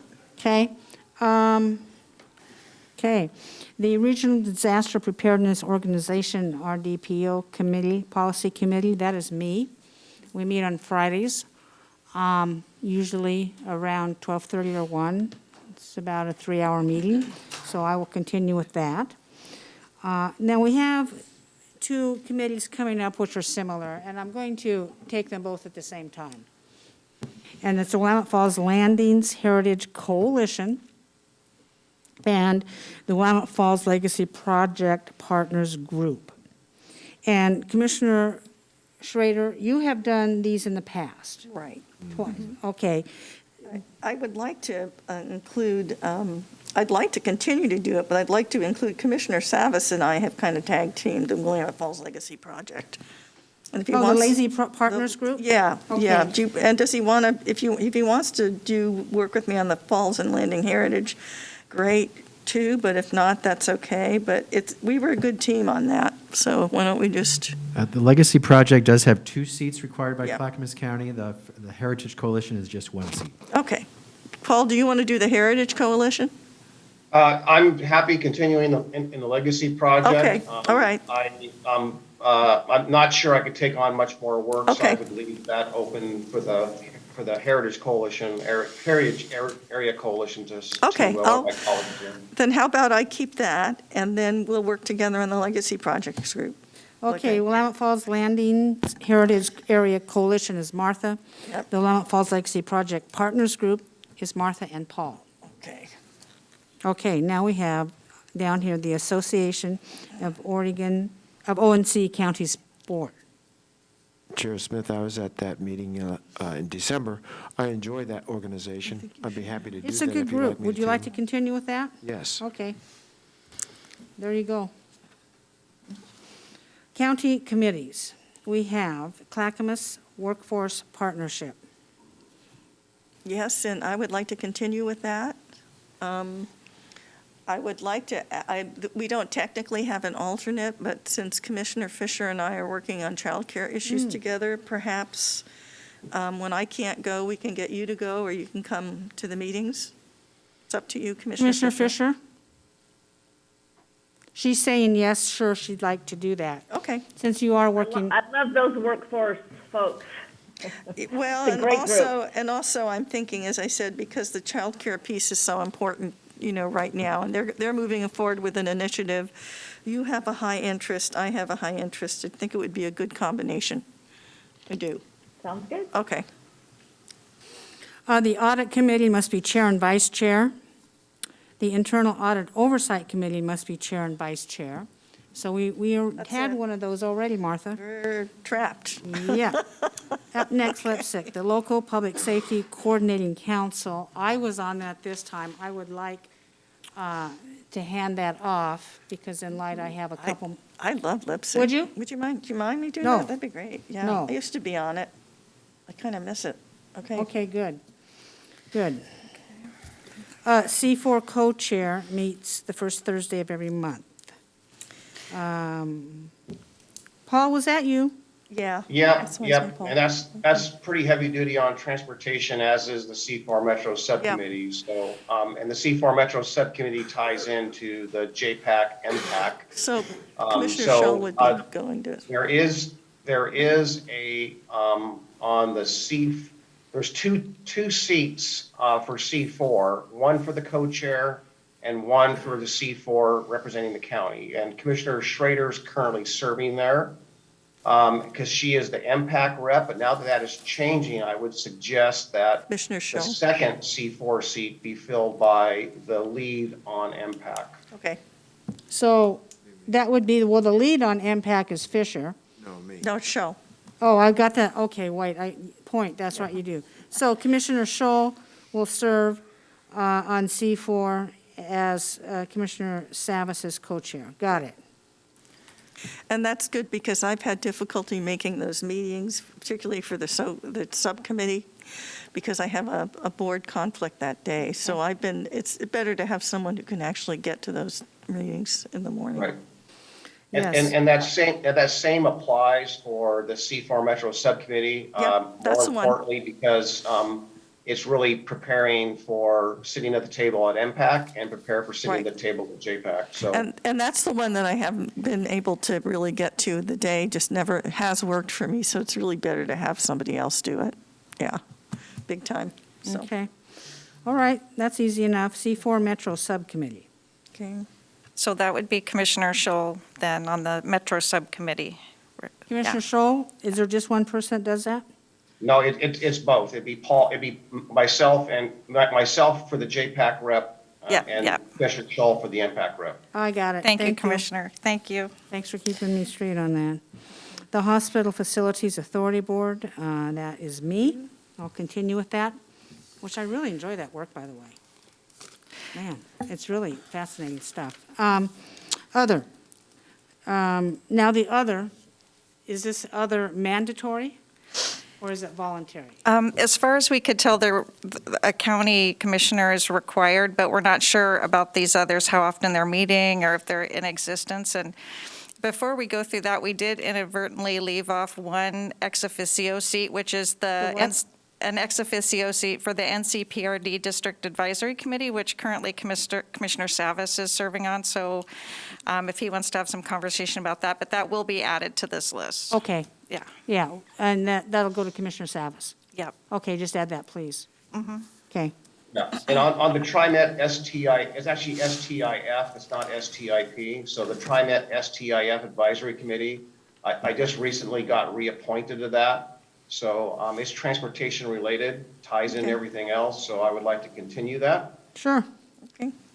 There's another bike ped transportation up, Paul. No, I'm just, okay, the next is Oregon City Westland Bike Ped Project Liaison. What is the status of that? No idea. We're not sure if that one is still meeting, but it did require Commissioner Savas to attend. Well, if it's still, I'm not going to make an assignment to that now, if it's not me. If they decide they want somebody from the board, why don't we come back during an issues meeting and one of my commissioners can decide if they want to do that? How's that? Sounds good, thank you. That is the end of the list. Do I have any comments or questions from any of my commissioners on this? Move to approve the slate. Seconded. Commissioner Savas has moved to approve the required committee appointments for this Board of County Commissioners, and Commissioner Schull has seconded. Any further comments? Seeing none, Shannon, please call the poll. Commissioner Schrader, Aye. Commissioner Fisher, Aye. Commissioner Savas, Aye. Commissioner Schull, Aye. Chair Smith. Aye, motion passes 5-0. Thank you very much, Commissioners, for your willingness to serve. And thank you, Kimberly and Tracy, for the presentation, and the entire Policy Advisor team who came up with this proposal. Bravo again. Excellent Thank work. you. Yay. All right, we have a few more items on this topic. Kimberly, if you'd stay, I'm going to jump ahead to advisory board and committee interviews. Commissioners, there are approximately 55 advisory board and commissions at Clackamas County, and of that, back in 2019, the Board of Commissioners asked that they would like to be involved in the interview process for 3 of the advisory boards as you are selecting applicants or committee members to those boards, and those 3 committees are the Budget Committee, the Fair Board, and the Planning Commission. The current board has added to that list the County Audit Committee, the Internal Audit Oversight Committee, and the Emergency Preparedness Council. Today, we'd just like to confirm, would you like to retain interviewing citizen applicants to those 6 committees? Do you want to add any more, take any off? Just want to confirm your preference as far as interviewing public applicants to these committees. And Kimberly, would you like to add anything to that? Great summary, Gary. Thank you. Okay, I'm going to repeat those, Commissioners. The Budget Committee, the Planning Commission, the Fair Board, the Audit Oversight Committee, and the Emergency Preparedness Council. So do we want to continue with interviews on those commissioners? Sure. Do we rotate those? Do we Well, actually usually assign it's them, been the assign chair them? and the vice chair who Oh, okay. made the interviews. And on the Budget Committee, we have 3 vacancies, and we're taking applications now. Okay. So Martha, as we're going to be working Really on that busy. Okay. as soon as we can, because our Budget Committee is going to be meeting soon. Not sure about the Planning Commission. We already made an appointment to the Fair Board several months ago. The Audit Committee is fine, and the Emergency Preparedness Council, we're going through the applications there. Daniel Neibauer and his staff are going through the applications based on the criteria that this board set for that 15-member council, and so it's still continuing on that. Do we need a motion? No motion, other than if those are the 6, that's what we'll read. Do we see any objection from my commissioners on these 5 participations in our committees? Chair Smith, Yeah. sorry, I couldn't raise my hand fast enough. I don't have an objection. I'm just wondering, this is like you're inheriting the values of previous commissions, and there's a lot of work. So I'm just concerned about time. I would think it would be good, since it's the chair and vice chair that are doing that, and you have both very full workloads, just looking at those 6 and saying, do we really need to do this? I have found that staff do a great job vetting through and making recommendations to us. If there's anything that we can take off of your plate that isn't necessary to do actual interviews, I would be in favor of that. I think it's Okay. a lot of work and a lot of time. You know, in a way, it's not a bad idea, Commissioner Fisher. I am personally interested in budget and emergency preparedness. Those are the big ones for And me. for me, Commissioner- it'd be Budget and Planning Commission. Yeah, and Martha likes Budget and Planning Commission. Kimberly? Yes, I just wanted to elaborate just a little bit on our previous process. Sorry, I'm trying to project. It has been helpful in the past when staff has come forward before recruitment takes place, and they ask which commissioners would like to participate in the interviews. Oh. So it doesn't always fall on the chair and vice chair. It can fall on the other commissioners as well. And then we know in advance that you would like to participate in the interviews, and we know which commissioners to work with. So it's really helpful in planning those interviews around your very busy schedules. You know, that's a good idea. Yeah. Very good idea. Is that okay with my commissioners? And you can always decide, if these are brought forward, that you don't feel the need to participate in the interviews. This is not a requirement to do that. You can evaluate it when it comes forward. Okay.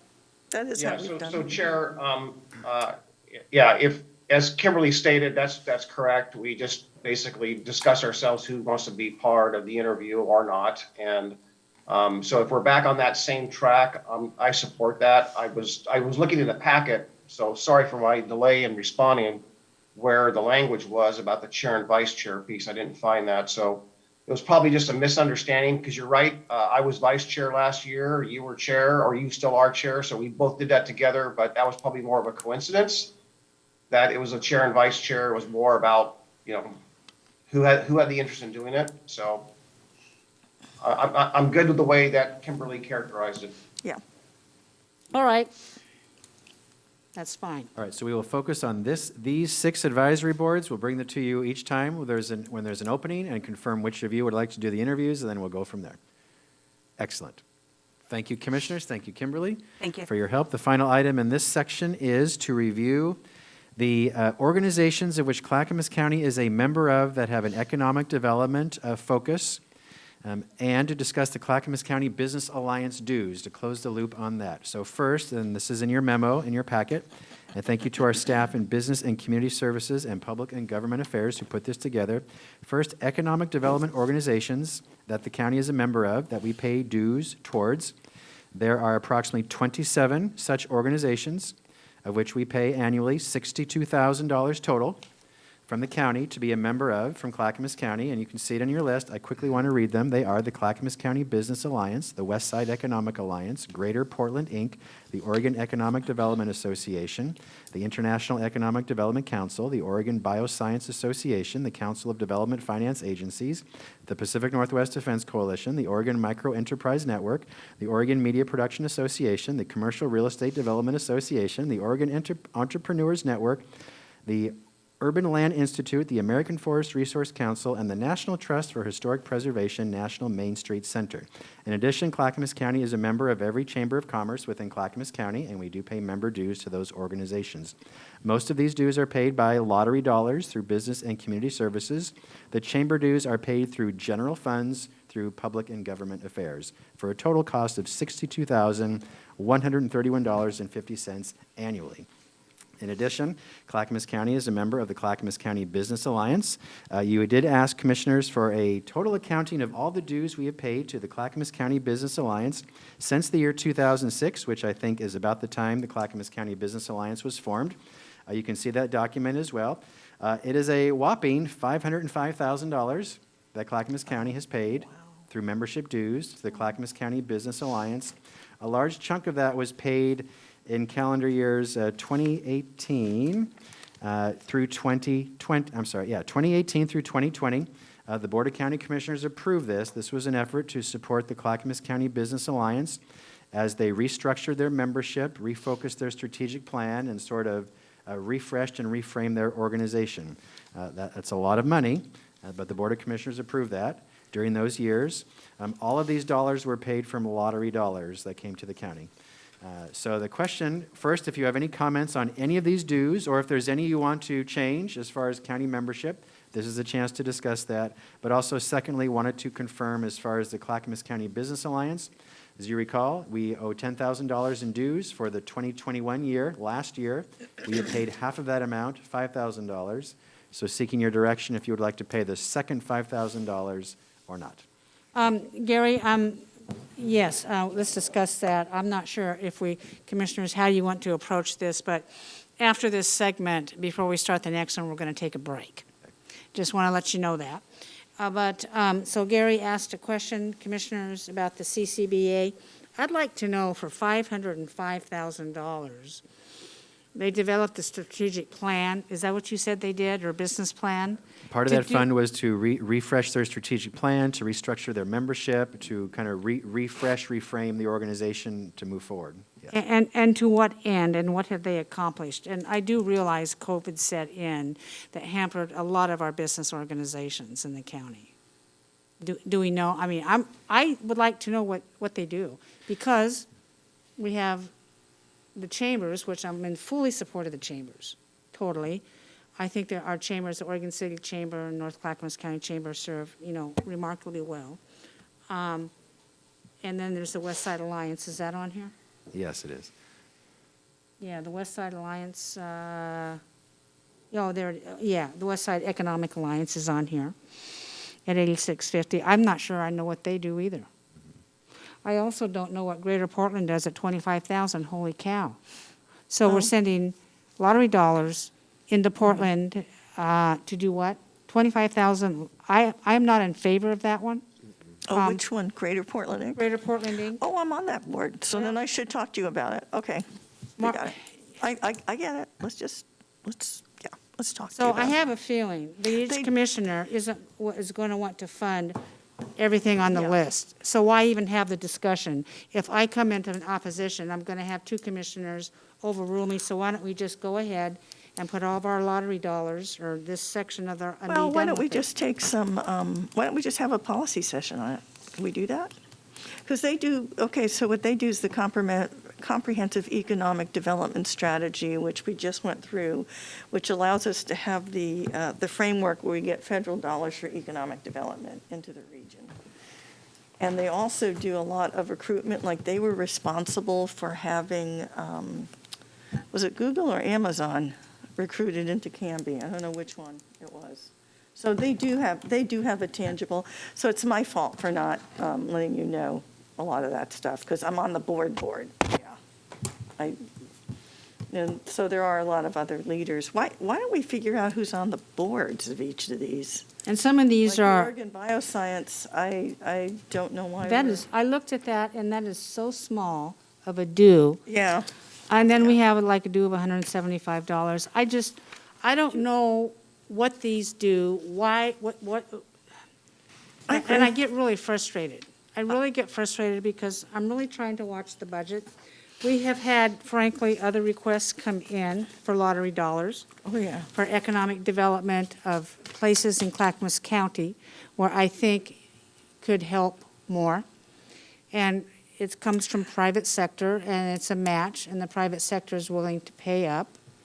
I do have trouble with CCBA, and commissioners, you know what that is.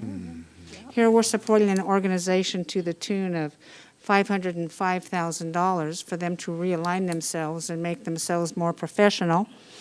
Yet, when it came to signing on a letter from Here Together, they weren't professional enough to reach out and talk to any of the commissioners about whether they should slap us in the face.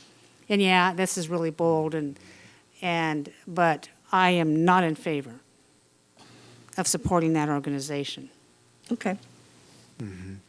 So, Chair, What? Chair, if I may? Yes, I said yes.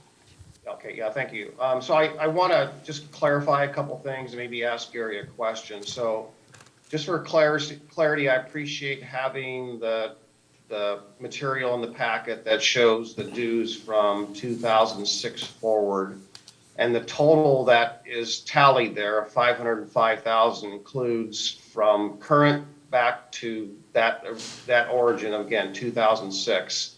The restructuring was not $500,000. The restructuring, if you look at the second page there, I believe, I'm going off of memory here, that somewhere along the line when it went from $10,000 a year to 25, that increase was supposed, as I recall, again, going off of memory, it was Chair Bernard at the time, I recall, but the purpose was for them to restructure to gain enough membership, restructure, revision, do strategic planning to gain the membership to kind of go to basically break away from the reliance upon the county's share as high as it was. So it was intended to wind down the annual obligation. So the annual obligation is $10,000, but I don't recall, was not in the conversation of what the outcome was in which we would continue our membership and to what level. So Gary, I'm looking at the numbers. I think that number is about 200,000, maybe 250,000, which was, if I add up all the 25,000 numbers between 2018 forward, what were those metrics, and did they achieve the goals that we set out for them? Thank you, Commissioner Savas. So yes, this, again, Chair Bernard brought this originally to the board, the last board. The board did approve it, the prior board. It was a 2 fiscal year commitment of $100,000 a year for 2 years, so a total of $200,000 that Clackamas County paid through economic development lottery funds to the Clackamas County Business Alliance for the reasons you just explained, Commissioner Savas. They did provide us an annual report, and I recall they came and spoke to the commission. I'm sorry, I didn't think to include it in this packet, so I will find that and send it to you. I believe they met most of the metrics they had said they would achieve, hope to achieve, not all of them, but most of them, and they had a plan of how they would achieve the remaining metrics over the following years. The county did pay $25,000 in dues annually until this $200,000 commitment, and then after that, we reduced it to $10,000 a year. But I will get that report for you, commissioners. Happy to, I'm sorry, I totally spaced it, didn't think to include it in this packet. I can get that for you if you wish to have a conversation later about this. Okay, so just to, thank you, Gary, for that. So just to confirm, so the glide path was designed to be down to 10,000? I mean, that was our agreement with them? Yes, it was. Okay. Thank you. Chair Smith, Commissioner Fisher is in the queue. Commissioner Fisher, you're up. Thank you. So Gary, my question, and you don't have to answer it today, I don't know if you know the answer, but there's just all these varying amounts. Are these just what these organizations charge for dues? So say for, I'm thinking West Side Economic Alliance has two different counties. We've got us and they've got Washington County. They may have Portland or Multnomah County as well. Is every county charged the same amount? How are the amounts we pay determined? Yes, thank you, Commissioner Fisher. We are paying the local government rate or the county rate. They do have a set structure, so we are just simply paying the same rate they charge other counties that are members of these organizations. So it's just whatever the rate they've established for other county governments or local governments is what we're paying. See, I think looking at this is that we need to see, for instance, I think joining the chambers of commerce are important. I do too. I think they've got to stay. Some of these, like the National Trust for Historic Preservation, Main Street Center, that's not much, but, we haven't really been working with that lately.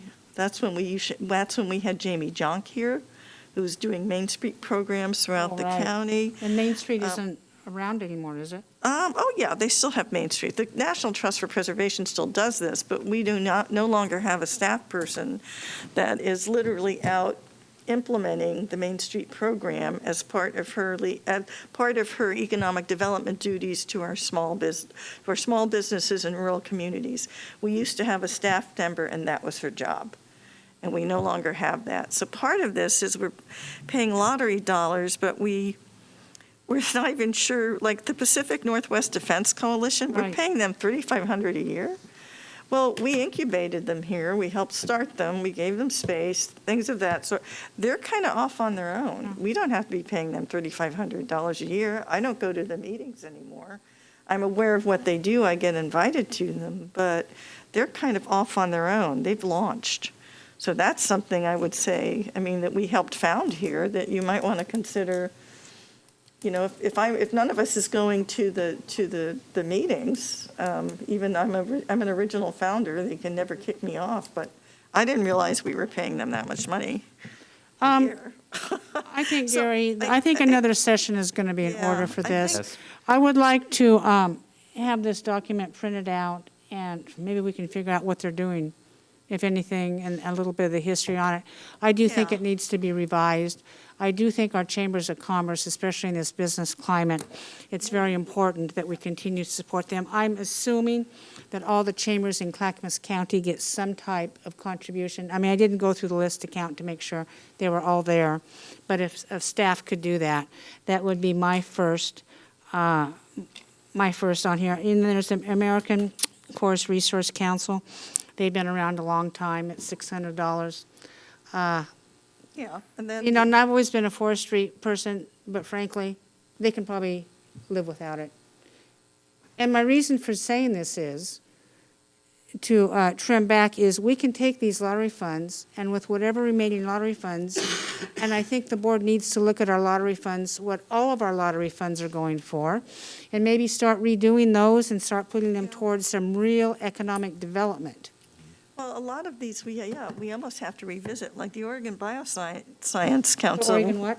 The Oregon Bioscience Association. At that time, we were looking at attracting, that was the Milwaukee project, trying to see if we could get a bioscience.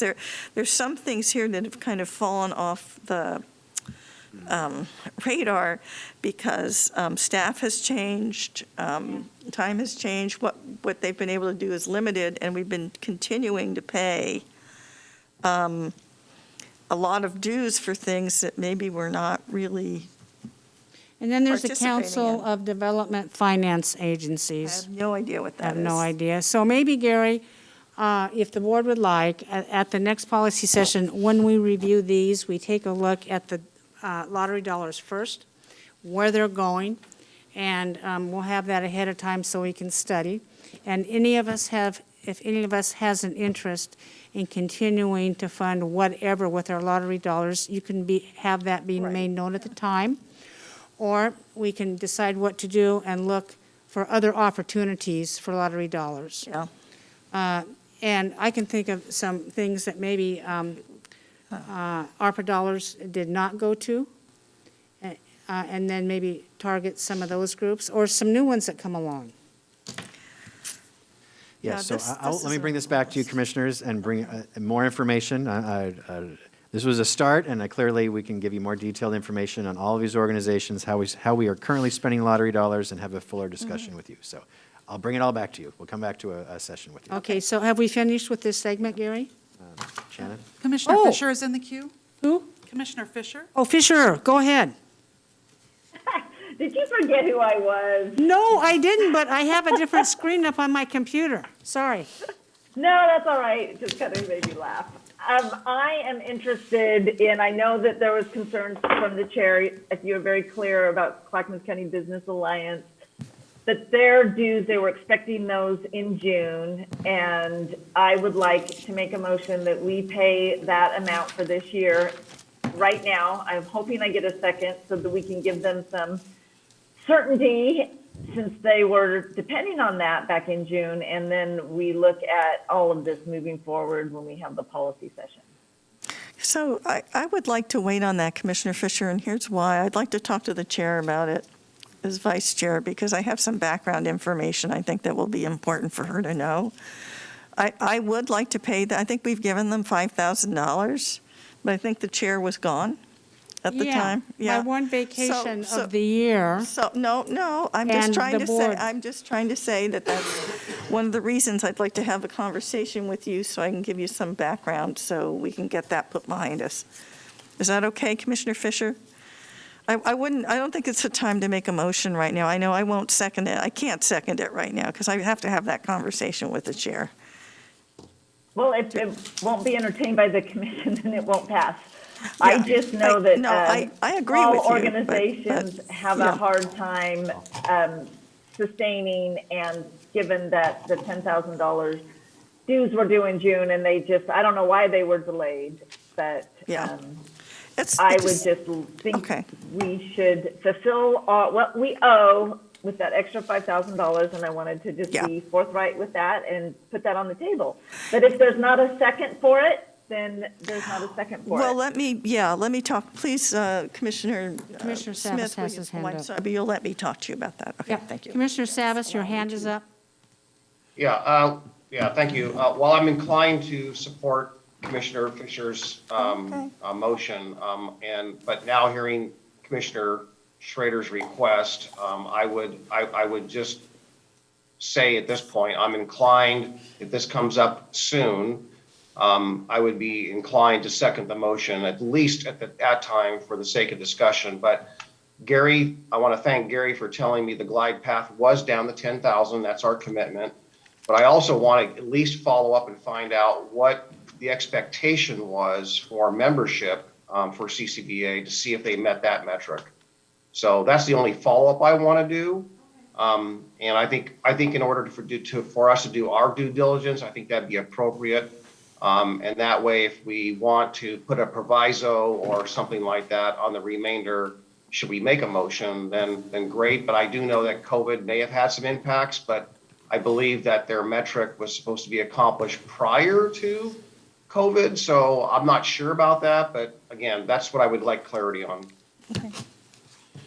So, Paul, does that mean we can hold on a motion, or are you going to? Yeah, all I right, would okay. ask if Commissioner Fisher's okay with that, and she would, she wants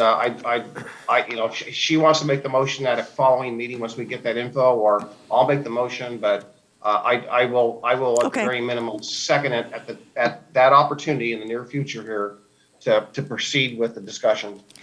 We will bring this policy session back as soon as we can get it on the schedule.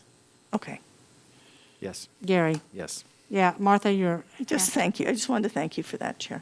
Thank you. Yep. Great. Okay. That's the end of this session. If you'd like to take a quick break before the final session. Yeah, let's take a 5-minute break, and we'll be right back.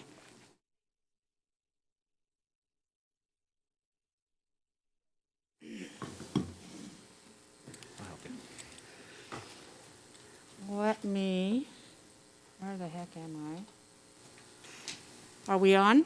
Yes. Is Commissioners Savas and Fisher on? I'll wait for them. I'm here. Oh, yes. Hi, Paul. Hello. Hi, Sonia. You're back. Yep. Okay. We are back. We will now reconvene the next session of our policy session / board retreat. Is that what this is called? Yes, yes, it is. Gary, you're up. Thank you. We're still in public session. The next item, the final item today, is proposed board protocols and guidelines.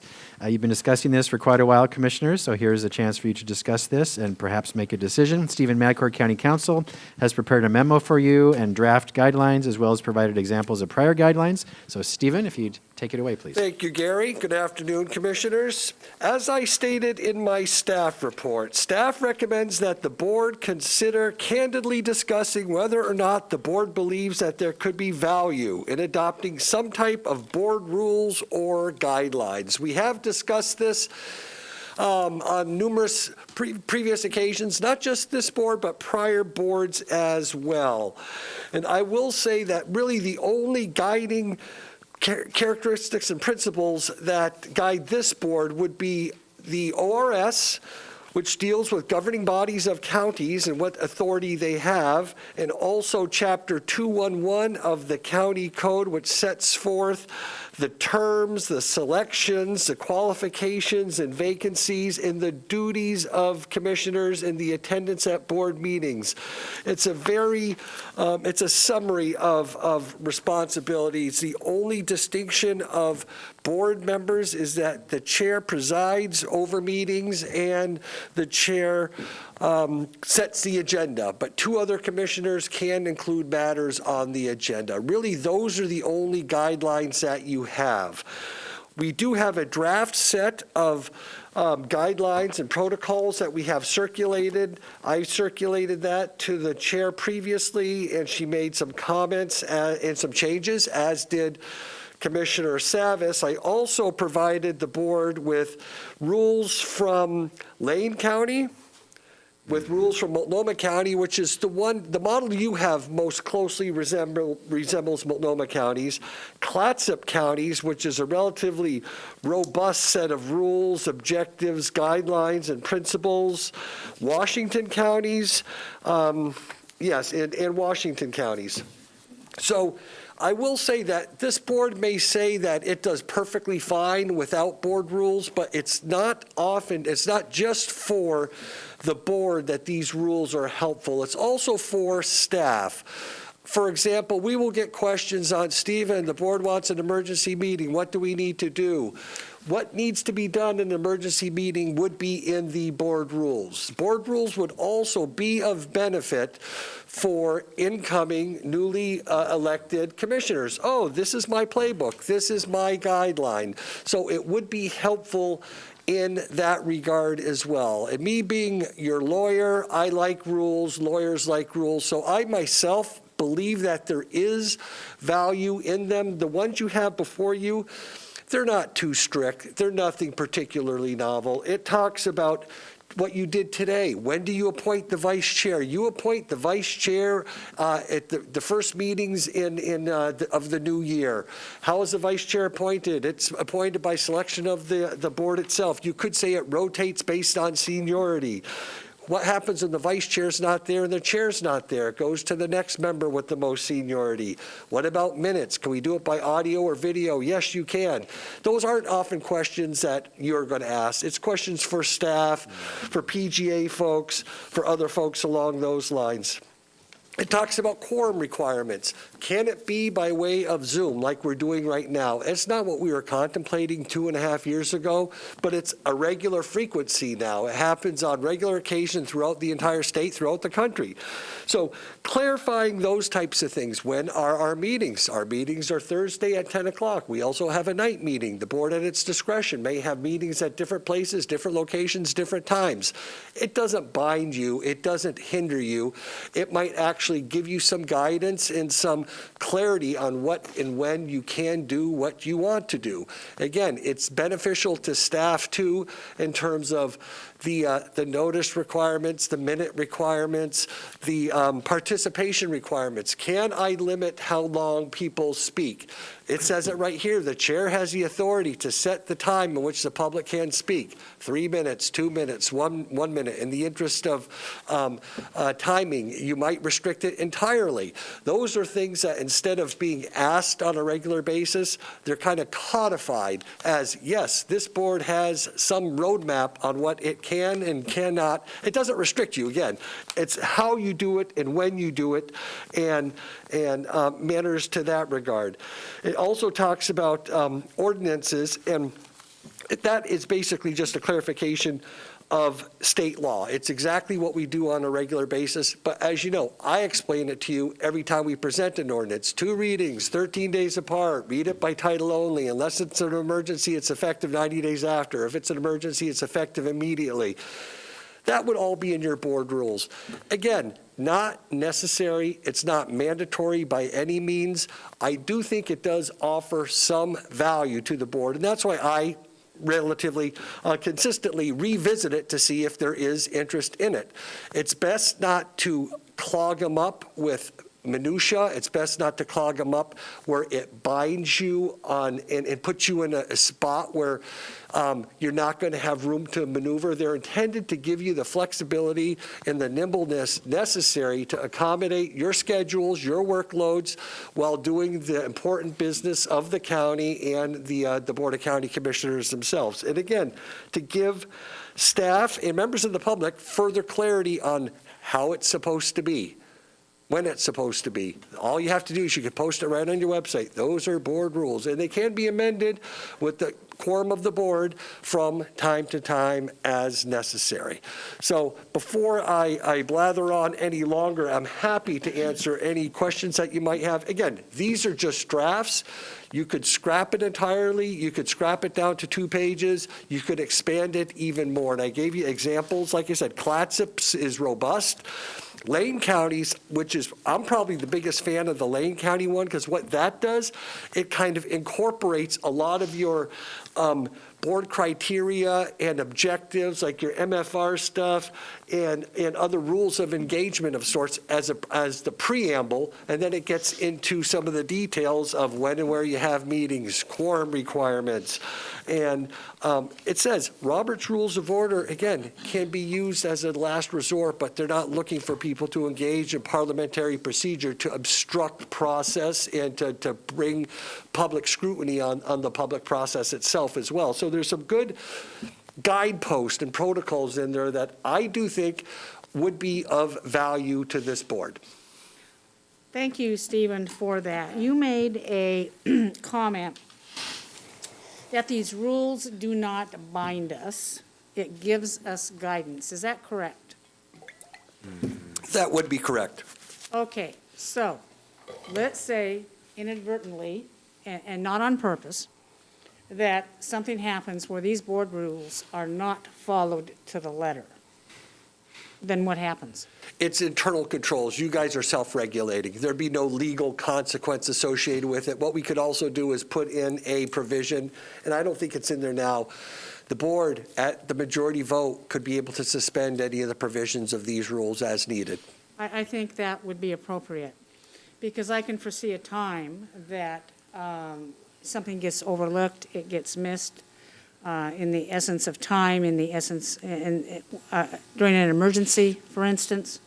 There is an emergency section in here that if there's an emergency meeting called, the notice must be put out 30 minutes ahead of time, which seems like a very short amount of time. Well, what happens if it is in 20 minutes? What happens if it's 25 minutes? Is really somebody going to be, on the stopwatch? And then, and it would be a commissioner, I assume, who would come back and challenge us on our board rules, or it could be a community member.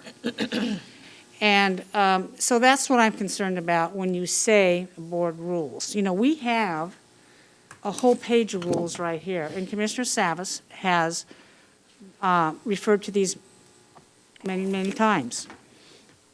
But they're permissive. It goes to behavior. It goes to your value system.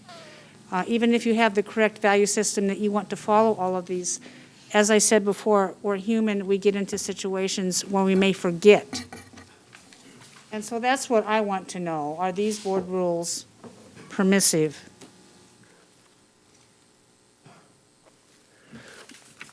It depends what version you're talking about. Some are more strict than others, yes, but I When mean. it says we shall, I understand. Yeah. I went through them. Yep.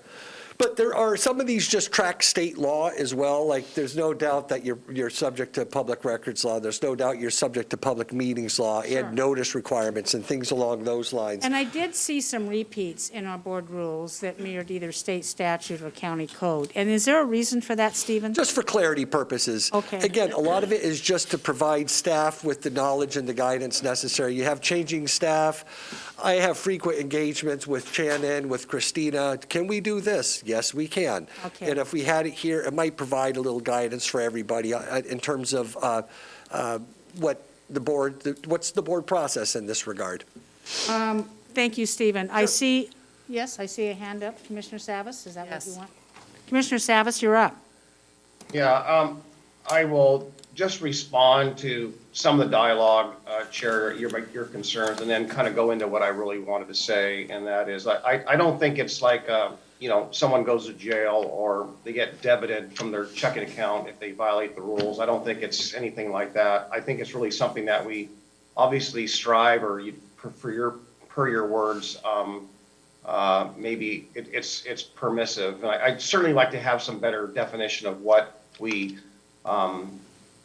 what that means to each of us, permissive, and maybe there's just some clarity on that as well.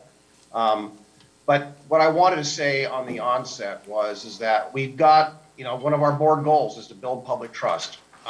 We have other goals that speak to being transparent, and we have state law, ORS 192, that talks about transparency as it relates to public meetings and it relates to public records and all of that. So I think it's pretty clear for me, what, for the most part, are actions and behaviors and things and how we play. And Mr. Madcourt touched on that, not only for staff and ourselves, but also for the public. In the last year, as a result of January 14th, a number of people have reached out to us and said, challenged us on what basis was Mr. Scholl or Commissioner Scholl admonished or in this case the censure itself, on what grounds, where is it written? And then when it came to discussions about relieving or not erasing, but when it came to the assignments, when the assignments were later in the year taken away, what constitutes that, again, what constitutes those assignments being taken away? And by the way, now you're going to give them back, what rules or constitutes, what guidelines? And that was never clear. It was never clear. It's not clear. I think we have a responsibility, frankly, of being transparent, at least some kind of guidelines that will guide us as to what those rules are, and to keep us all as honest as we can be. I mean, there's going to be exceptions, and I can't think of any situation in Clackamas County, on the Clackamas County Commission, where this has happened. But I'm going to use some examples of which I think is important, where it has happened in other jurisdictions, and not necessarily in Oregon only, where a particular council member on a city council or a board member on a district board has some deliberateness in kind of violating some rules or being very difficult. And I think that rules like that can serve to say, for repeated deliberate activities, that's certainly not striving to abide by some kind of decorum or professionalism and so forth.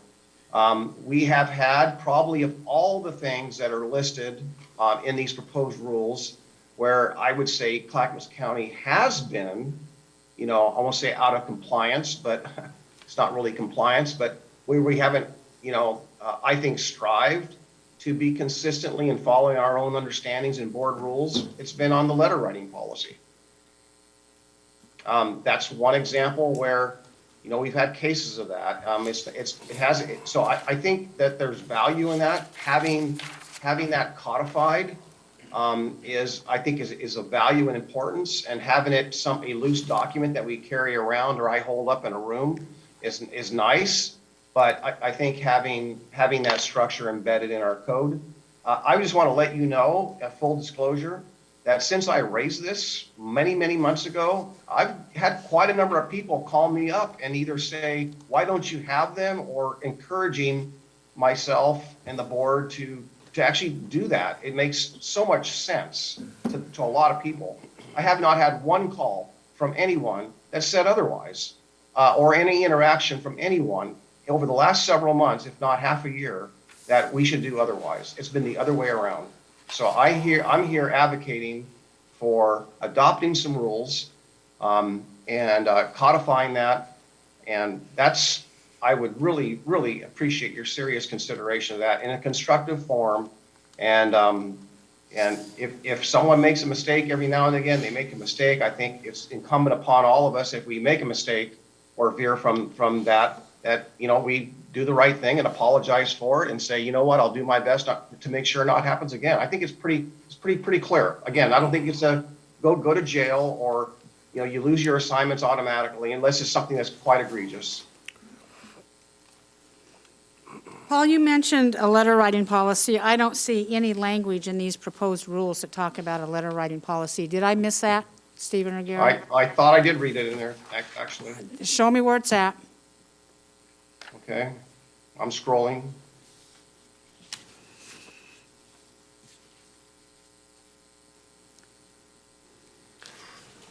There is on page. Yep, it's there. Page 6, Commissioner Savas, is that what you're talking about?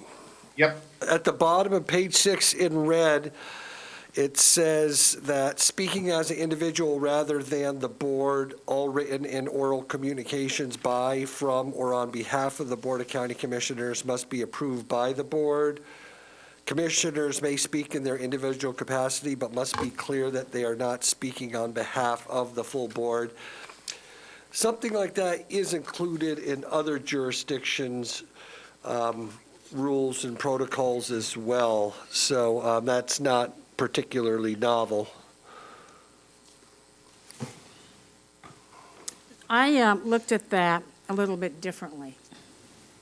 When I initially read that, I looked at it as an effort to hinder our First Amendment right of being able to speak what we think. And if that includes an action that this board takes, or if it includes a policy matter, for instance, I'll give you an example. Let's say that this board approves a motion 4, and I am the lone no vote on that. I have the right to go out and explain why I voted no, and I have that right to go out and talk about it as I wish, because I am an independently elected official. I do not like the language that speaks to that. Also, I've been asked as chair, for instance, to sign on a letter of support for here, or for here, or for here. And what I've noticed about this particular board is if I bring back some of these documents, we never make a decision on it, because everybody wants to wordsmith something to death. And sometimes these documents, Paul, you were in a situation where you were able to sign on a document. And so I would like, Stephen, a little bit softer language on that one, if it's to be adopted. I'm not sure that I want to go there on that. How can you say that, I don't understand this. Commissioners may speak in their individual capacity, but must be clear that they are not speaking on behalf of the full board. Well, I would submit to every single one of us the minute we go out in public and we start campaigning for re-election that I support this, or this is the action we took. And a lot of people want to know what we're thinking. And I often say, well, you want to bring that forward. It takes 3 votes on my commission. I don't know how we're going to do that. I either support that or I don't support that, and I explain why.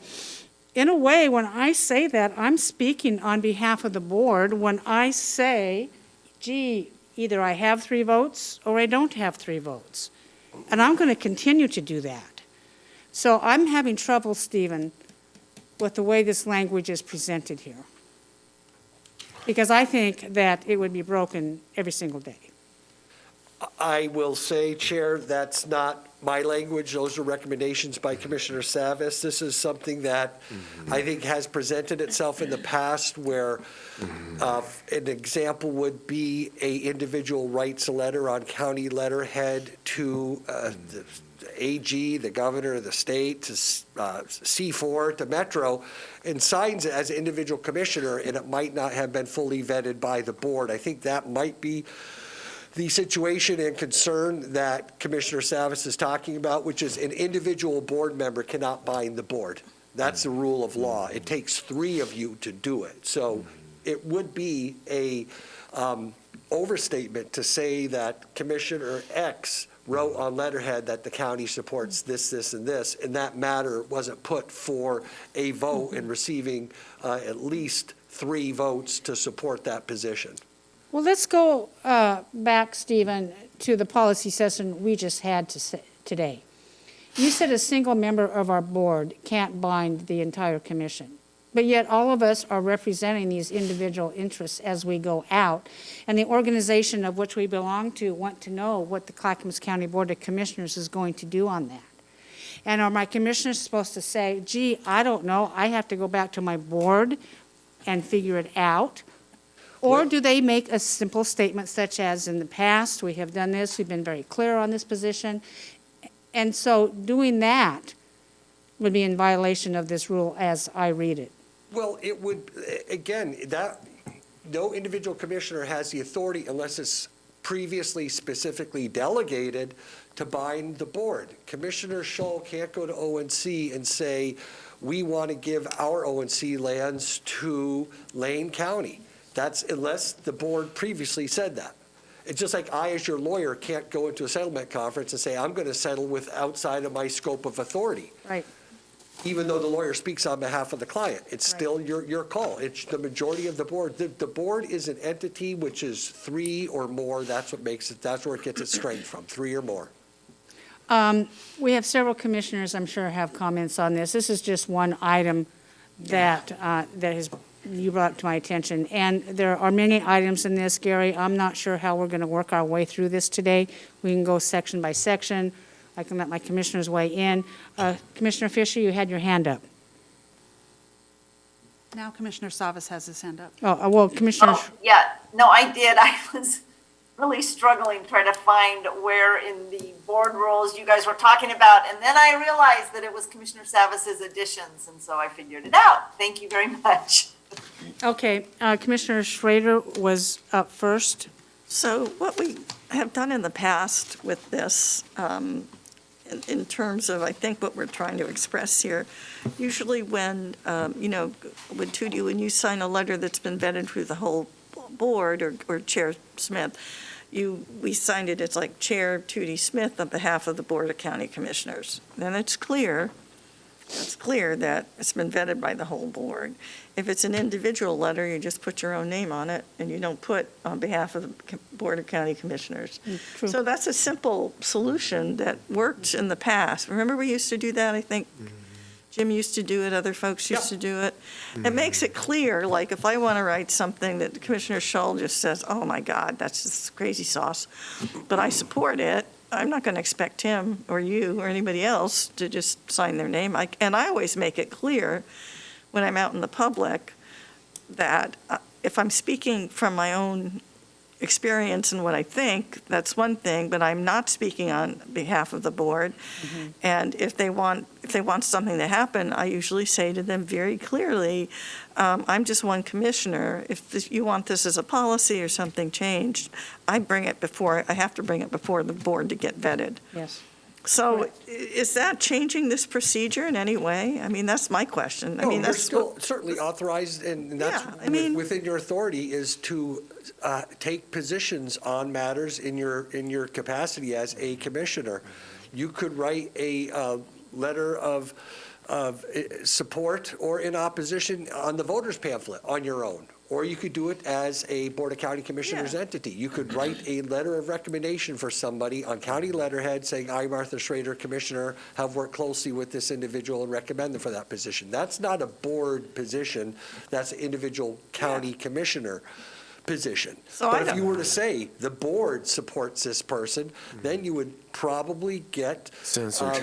crossways with your colleagues. And I made that mistake the Yeah. other day when I said the board opposed something when we haven't opposed it, Yeah. you know, and I've been I heard paying about for it that. ever since, yes. I think it rippled through the force, actually. I didn't hear about that. Oh, yes, I did too. Oh, this is about tolling, and we don't like tolling, but we have to negotiate with tolling. We have to look at this as a region. You know I what just, yeah, misspoke, so. Anything else, Commissioner Brady? No, but so that's all we're trying to get at with this. So No, does this I language? I understand that, but I do not want to be bound by language that is so strict that a commissioner comes and they start poking at each other in public. I don't have a stomach for that, and I'm probably not going to tolerate it.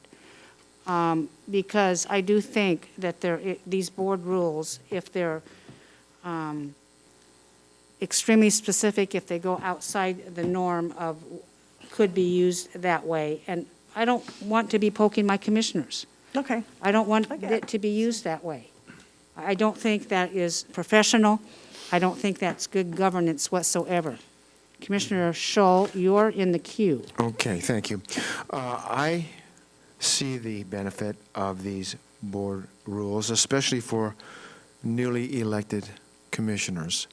I agree with the idea that a sentence needs to be added regarding letter policy protocols, because that's been a big question as to just exactly what can a commissioner send out, who can he send it to without coordinating it with the other commissioners.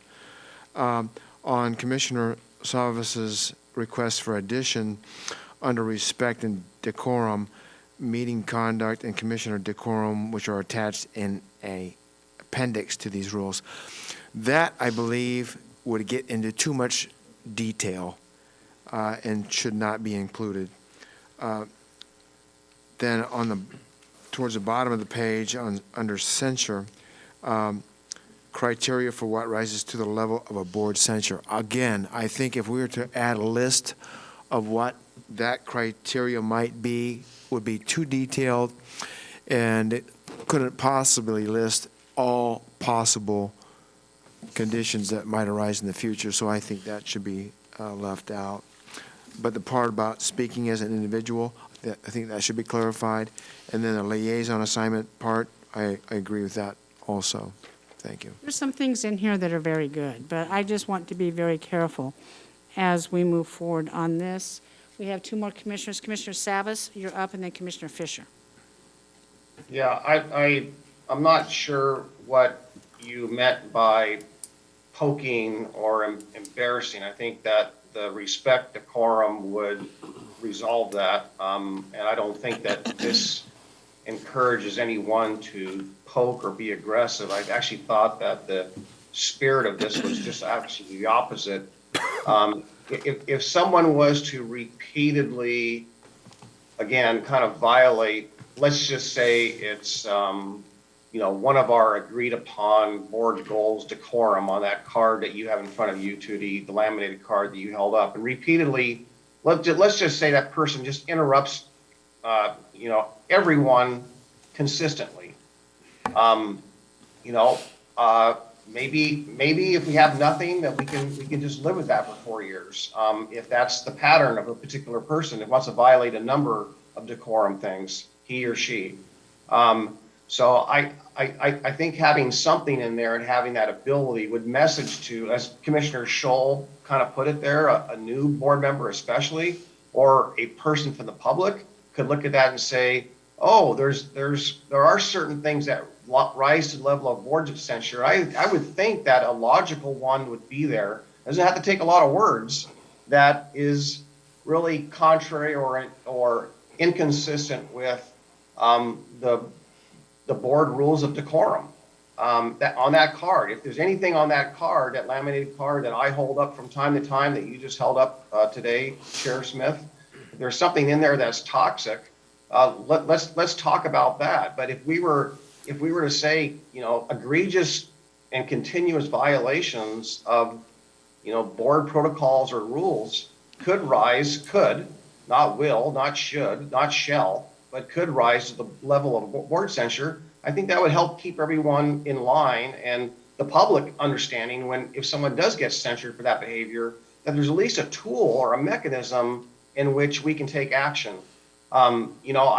Let's not forget, in early January of 2021, there were people that thought that we could actually vote to remove a particular commission from elected office. Well, we can't do that. Our only tool was a board censure at the time. I think this helps put some meat on the bones, if you will, or some level of understanding that, well, number one, we can, and number one, we could, and here's what could rise to that level. It doesn't have to be all inclusive. I think Commissioner Scholl's point is well taken. You certainly can't include everything, but you can include examples and write it as such. So that's why I left it very simple at this point in time. I was going to ask Stephen something. Stephen, in the board rules that you have in front of you from other counties, are there definitions of what constitute a censure of one board member to another? I didn't see anything in any of those rules. Okay. I propose that we leave that alone. We can mention censure, but I think we have to have a way to censure. I think a censor needs a time limit, and then I think we need to have a way to undo the censor. Now, obviously, today, I feel very comfortable in undoing Commissioner Scholl's censure. A motion was made and voted on. That is the same way we took his censure away, and I think that is very consistent with our past board action. What do you think about that? I think you're correct. Okay.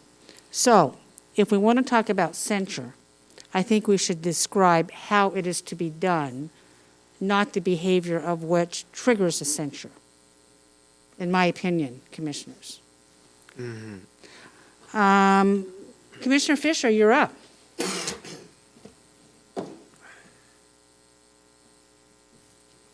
Don't worry, we're waiting for you to find the mute button. I know. You'd think that all these hours I would have it figured out by now. So thanks, Stephen. I like all this work that you've done with your proposed board rules. They're just, I think some ways they're like too detailed, and I'm reading them, I'm like, oh gosh, I didn't know that. So like, if we're gonna be absent, we're supposed to let all of our commissioners know, and the chair, and that is not something that I've done. I always take my policy advisor who then does that. But I've been violating some of these rules, and I just think in some ways they might be too detailed, and they set us up for failure, so I'm concerned about that. I'm looking at the agenda. Where are you at, Commissioner Fisher? Oh, right now I'm on page 4 of the packet, or page 2 of the proposed rules. Under page 4, what number? Of the packet, or page 2 of the proposed rules. Okay, page 2 of the proposed rules. And where? So I see that the chair or 2 board members can place any matter on a board meeting agenda, but I'm wondering about emergency meetings or executive sessions. Does that rule apply in that situation as well? So that's an ambiguity for me. Well, Stephen, let's address those one at a time, if you don't mind, Commissioner Fisher. Sure. Let's talk about executive sessions. I would say the ability to get anything on the agenda should be the same for all meetings, whether it's executive session, emergency meeting, special meeting, or regular meeting. If the chair and/or 2 commissioners want it on there, it will get on there. Okay, for executive sessions or whatever. But we have rules for executive sessions, and I read those every time we Right. have. It'd have to qualify it. I'd has be to the gatekeeper of qualify. that. Correct. Now, does it have to qualify for an emergency? Let's say we have an emergency, and we had one during the ice storm. I think I called the special ops. Wasn't that right, Gary? It wasn't a board meeting? During the ice storm, because During the ice storm, because we couldn't reach you and the power went out, I just called you on the cell phone, and you declared an emergency, and it was ratified by your colleagues not till that following Monday when we came back to the work. And the following Monday, we came back to that. The chair, any chair, whether it's me, past chairs, future chairs, should not be bound in the ability not to declare an emergency when one needs to be made. And those are very few and far between, I would assume. I would assume that during the firestorms, Chair Bernard did. I did it during the ice storm, and I'm hopeful that we won't ever have to use that again. So, when we have an emergency board meeting, I see in here, it's noticed 30 minutes ahead of time. Now, are we saying in that we meet in an emergency session, at that time, if two commissioners want to talk about something that's totally not related to the emergency, are you saying, Stephen, that's allowable? Two things. The declaration of emergency is different than having an emergency meeting. So you have specific authority to declare an emergency absent a board meeting itself. And it is, like Gary said, ratified afterwards. What we could do, though, with this 30 minutes, we could say, as reasonably practicable, and get rid of the 30 minutes so nobody's hung up on 29 minutes and 54 seconds. Well, I would feel comfortable in that. As reasonably practical. We'll do everything in our power to do that. It would take at least that long, I think, probably to assemble a meeting of my commission. But the use of an emergency Board of County Commissioners meeting, what would constitute that, and do we have to define it here? What you have to, state law does require, if you have an emergency meeting of the governing body, that you declare the basis of your emergency meeting at the opening of the meeting itself. We're holding this in such short notice because of A, B, C, D, and E. And we've done it recently. I can't recall specifically which ones we've done it on. I'm looking at Gary, and I don't recall, but we did do exactly that because we've had a host of emergencies. So it's not a big ask to do something like that. Yeah. Commissioner Fisher, I don't know if that satisfied you or not. Do you have anything else that you want to talk about before we go on? Yeah, so just a few other things and chiming in on the discussion that we're having. The process that we've had in the past, which I thought worked well, which I think we should talk about being part of our board rules, is that the chair and the vice chair if it's setting the agenda or being on special ops when we're in the middle of a legislative session, we should define that. I think it creates more board cohesion if the chair and the vice chair are the ones that take the lead on that, and I just think it's a good process. And so I would like that to be included. What would you like to be included, the special ops? Well, just the setting agenda and then the special ops. Because when we go into legislative session, things come up like super fast, and that should be the chair and the vice chair. And if the vice chair isn't available for whatever reason, the chair should be able to pull in whoever is available, simply because, Chair Smith, it gives you cover and support. You're not in this all on your own doing this work. You have another commissioner that's, thinking through it, hearing all the same information, able to be there in the room where it happens. Well, no, I do appreciate that. So what I'm trying to understand what you want to do. Do you want to mention specifically special ops and then define what those duties are? I'm open to that. It's also in the agenda setting. So when I was vice chair last, I don't know how many years ago it was, we'd have a meeting after our board meeting. We'd hear from staff going through what the requests were for policy sessions, what the reasons were. We vetted that. We said, yes, no, I don't know, get us more information. And it wasn't just the chair making those decisions. It was the chair and the vice chair, and that gives the chair also support and cover. It's actually two commissioners that are making those decisions. So that, I think, is a good process for us, and it just reduces conflict moving forward and helps keep us cohesive. So I would like to see us go back to that. And I think that was happening for a while. I don't know, I'm looking at Commissioner Savas, but I'm not quite sure what was going on when Commissioner Savas was vice chair. But we're starting a new year. Commissioner Schrader is now vice chair. I would like to see both Chair Smith Sure. and Commissioner Schrader doing that. I think- All that extra work you get to do. Well, here's how we did it. This was just, it was a protocol, but it's not written down. Yeah, usually you'd get together, right, Gary? It's after the meetings, talking about strategy, you do that. But it doesn't mean that you can veto the chair, Correct. setting the agenda, okay? The chair Does still that- has code does that make authority. The sense? chair sets the agenda. So if I say, gee, Tootie, that isn't a good idea, and you say to me, tough, Martha, it's a great idea, then you rule, So it's just the way it goes.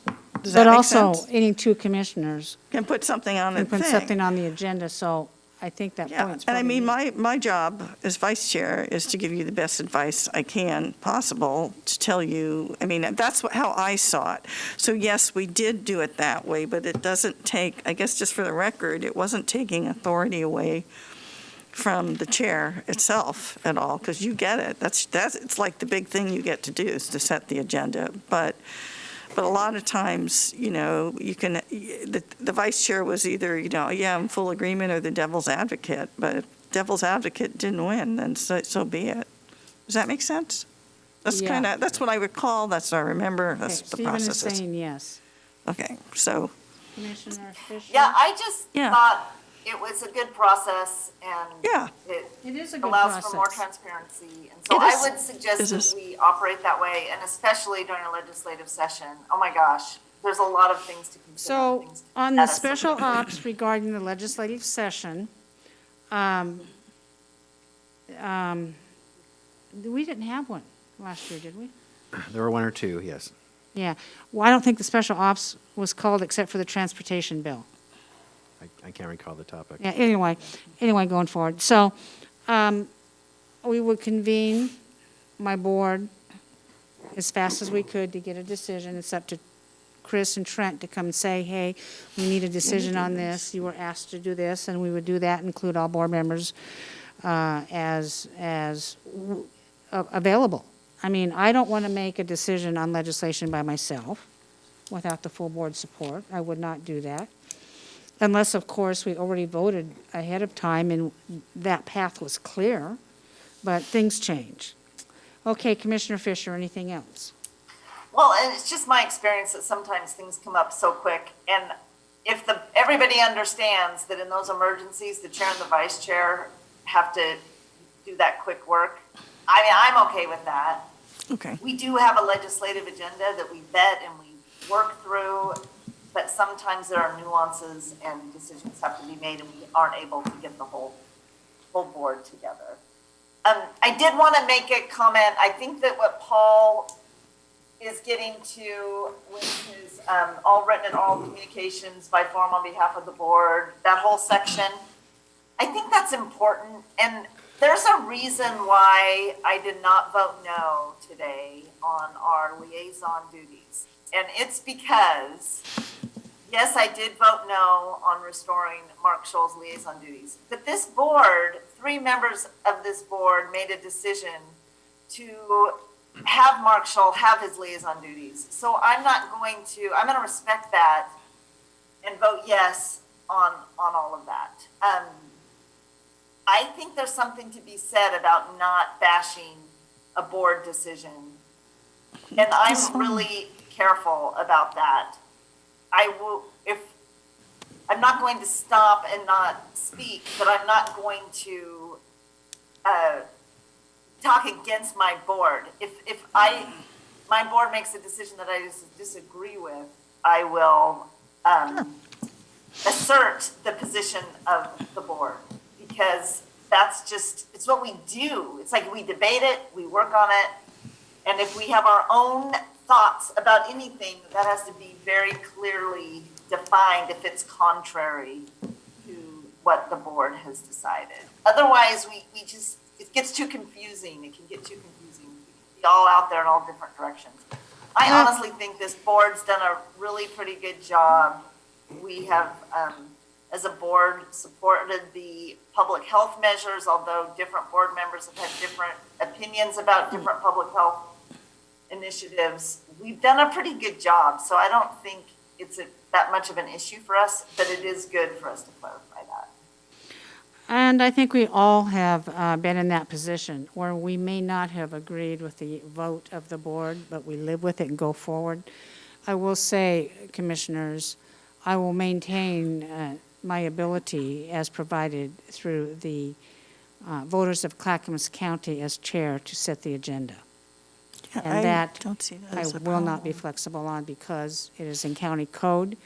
When this Board of Commissioners went from a 3-member board to a 5-member board, they created chair duties, and the chair has 2 duties. And that's to run the meeting and set the agenda. And it's not to say that either 2 commissioners can add something to the agenda, but that is a responsibility that I take seriously to keep running the operations of the county. And as you'll see from the agenda that has been set, it is based on, it's fueled by our departments, it's fueled by policy, it's fueled by Gary or Stephen or whomever to come forward. I don't think that I have really gone out and recruited the whole business that we are doing coming forward. Okay. Commissioner Fisher, we can come back to you if you need to say something else. Commissioner Savas, you're up. Yeah, well, taking Commissioner Fisher's second point about whether it's special ops or it is the strategy session, it just came to mind perhaps that the best way to do that, maybe, I think, it's my opinion, is best, I'm not sure if it is, maybe to put it under vice chair roles and, you know, just have that better codified there, and it could include all the things that Commissioner Fisher stated. I agree with her completely on those 2 items. One being the strategy piece is being helping having that balance and assistance. Again, Martha or Commissioner Schrader's point, it doesn't overrule the chair. There's no effort here to at all, frankly, to reduce what's in code and what the voters voted on as far as the ability of the chair to set the agenda and run the meeting. So there's nothing in here that hampers that at all. The other thing going, you know, to Commissioner Fisher's first point about some of the items in there, which I think are spelled out. Let's just say emergency meetings, for example, in that discussion. I think what can be done there is just cite the ORS code, ORS 192 point something, and because that's where it's embedded. We can't change that. It's not these rules' job, but you can point that out, and that could be a reference for guidance in the future in parentheses or something like that. That might be the best way to do that. I actually think that we're actually, frankly, close to, understanding what we're trying to accomplish here. And I think it is, again, it's not to hinder anyone, but I think we haven't had every bad experience other boards and commissions have had in circumstances, but I think these will go a long way in helping prevent those bad situations. And I think what I learned is that there have been times over the years in my tenure as a county commissioner, which people thought we could remove one of our colleagues by a vote, and we can't. And I think this helps tell people we do have rules. By the way, here they are. And I think that's the guidance that if they're embedded in code, they're findable, and we can, again, abide by them as best we can. Doesn't mean we go to jail if we misbehave. But as far as censure, Paul, it doesn't say in these board rules that the commissioners cannot remove somebody. I mean, so if that's... You're correct. And I don't think it should. I think this tells us what we can do. I don't think we can ever cover all the things that we can't do. We can't overrule the governor. I don't want to include that in the board rules either. But there's more things that we can't do that, I don't think it's even worthy of any consideration of putting what we can't do. All right. Stephen, do we need to state in here, we're in adherence to public meetings law? It wouldn't hurt to say that all board meetings except executive session will comply with Oregon's public meetings law. I think that should be added someplace in here. I don't know where. I just think it's an acknowledgement that we are trying to, think it also should be acknowledged that this Board of County Commission operates as a political subdivision. The state of Oregon. We are not a legislative branch.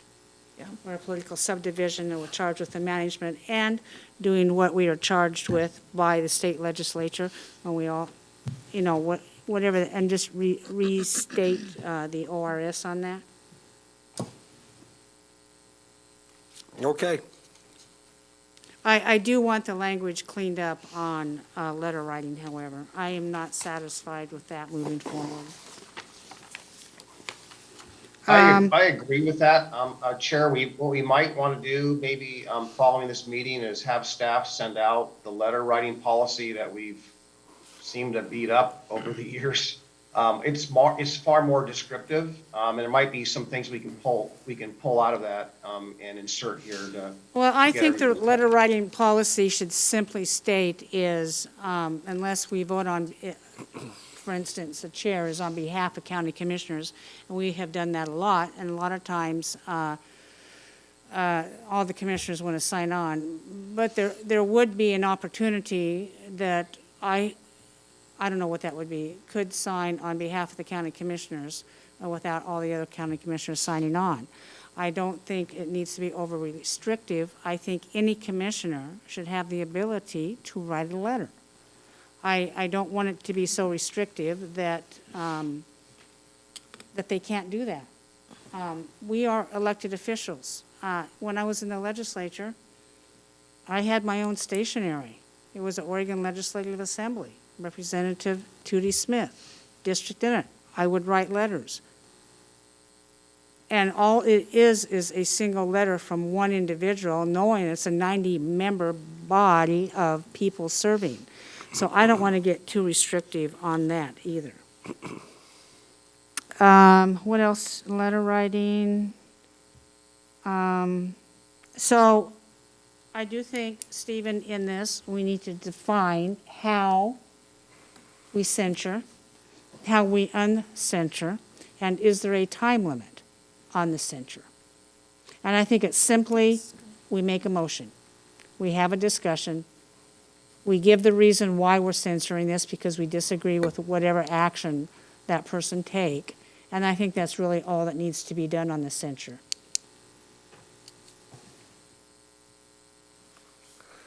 Same thing for board committee assignments. I would like to not call them liaison assignments. Our staff has recommended we call them board committee assignments.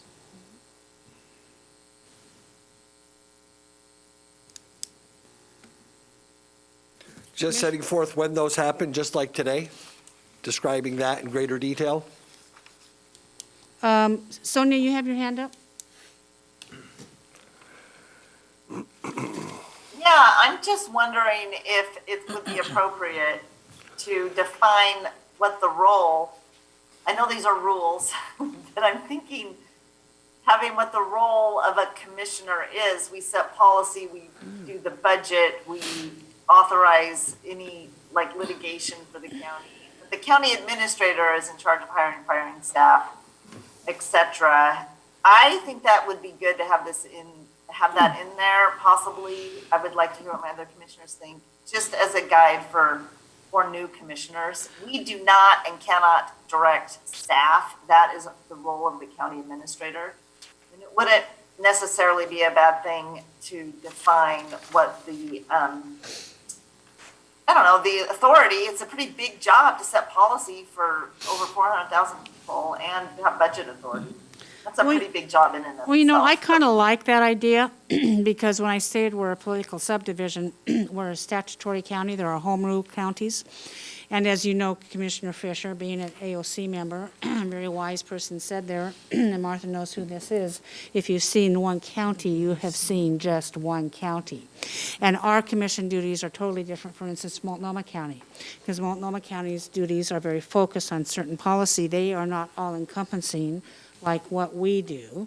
If we could somehow define, what we do, it may not be a bad idea. For instance, I think it's valuable to say that we cannot overrule the Oregon Department of Education, nor do we manage K-12 schools or colleges. We get a lot of requests for that. Maybe as much as we'd like to opine on what our school districts are doing. We all have opinions. We don't govern them. But you do public health. Yes, we do public health. We do public health in relation to the schools. Well, kinda, yeah, but it's still up to individual superintendents to make their decision. So things like that is a very gray area. I think, Stephen, when we define our duties, we also can define the duties that we don't perform. That's I a can work long on that. list. Sonia, you're laughing. I am, because it is a long list, and I hear you about education. It's like, oh my gosh, I know, we have to constantly educate everyone. I just think the big thing for us is we are a board. We are a board of directors. Our county administrator runs the county. We cannot step in certain places, and we making might- sure that yeah. every commissioner from now on into perpetuity, unless the voters change us from statutory to home rule or change how we operate, then that's how it goes. We can hire and fire Gary and Stephen. We might want That's to say too, Stephen, that the Board of County Commissioners has 2 employees as provided to in, I believe it's ORSs. We operate under Oregon revised statutes, and these are our we have, by law, we must provide a county administrator, and by law, we must provide county counsel. I don't know by law that we need to provide, for instance, services to all the variety of things we do by law, but we do those. Paul. Chair, if I may. Paul. I'm just thinking, there's a lot of things that are coming up now to help clarify the public, and I don't know if the rules are the place for that. I'm just kind of worried about adding a lot of language that is not really relevant to the rules, but I don't know if it could be done, perhaps what is being thrown out there as a preamble or an addendum to this. But I would suggest we keep it somewhat separate, but maybe, again, it could be an addendum or it could be a preamble. One example I can think of right away of what we can't do that I got attacked for at a public meeting is why the lines at DMV were so long and why was I allowing that to happen? And that's poor customer service, and how dare the county commissioner allow that to happen? Well, I had to tell the person that we're not DMV, that's a state agency, and we have no authority. But this person got pretty wound up, got the whole room wound up about that. Well, maybe instead of saying we don't have authority over XYZ, we don't have authority over state agencies as prescribed in ORSs. Though, our state agencies, I don't know, Stephen, I assume, are prescribed in ORSs, maybe not. ORS and OARs, yeah, administrative rules. Okay.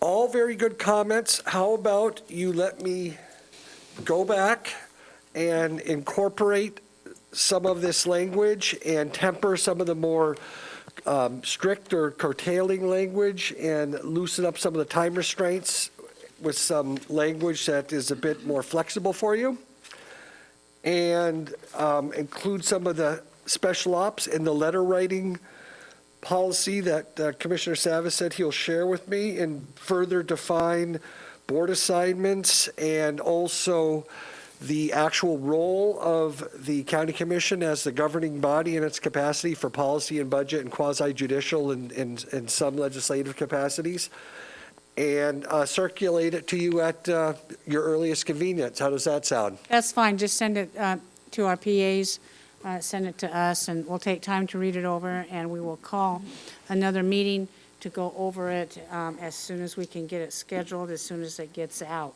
Commissioner Schrader. Yeah, I really think this is a good idea. This is a living document. When I first came here, we had near nothing like this that would at least help us with protocols and procedures. So, I see it as an iterative process, so. I'm beginning to see it as, you're right, Just keep looking at it. as an educational process and as well. just figure out how and it can always be changed, it can always be amended, it can always be, we can throw it out the window if we want in the end, which I doubt will happen, but It's not a bad idea to do this. It's actually like a retreat. There you go. Commissioner Fisher, your hand is up. Yeah, I just want to acknowledge that Commissioner Savas has been bringing this to us for, I don't know, how long has it been, Paul? I have a pretty good memory, and I can remember back, but at least with this board, it's been, probably 10 months.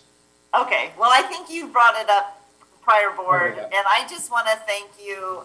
Persistence is the key, and you just kept at it, and I think it's good. So I applaud that effort. Thank you. Thank you, Commissioner Fisher. Gary, anything else? You are done for today, Commissioners. I will now adjourn this session of the Board of County Commissioners. Thank you all commissioners for participating.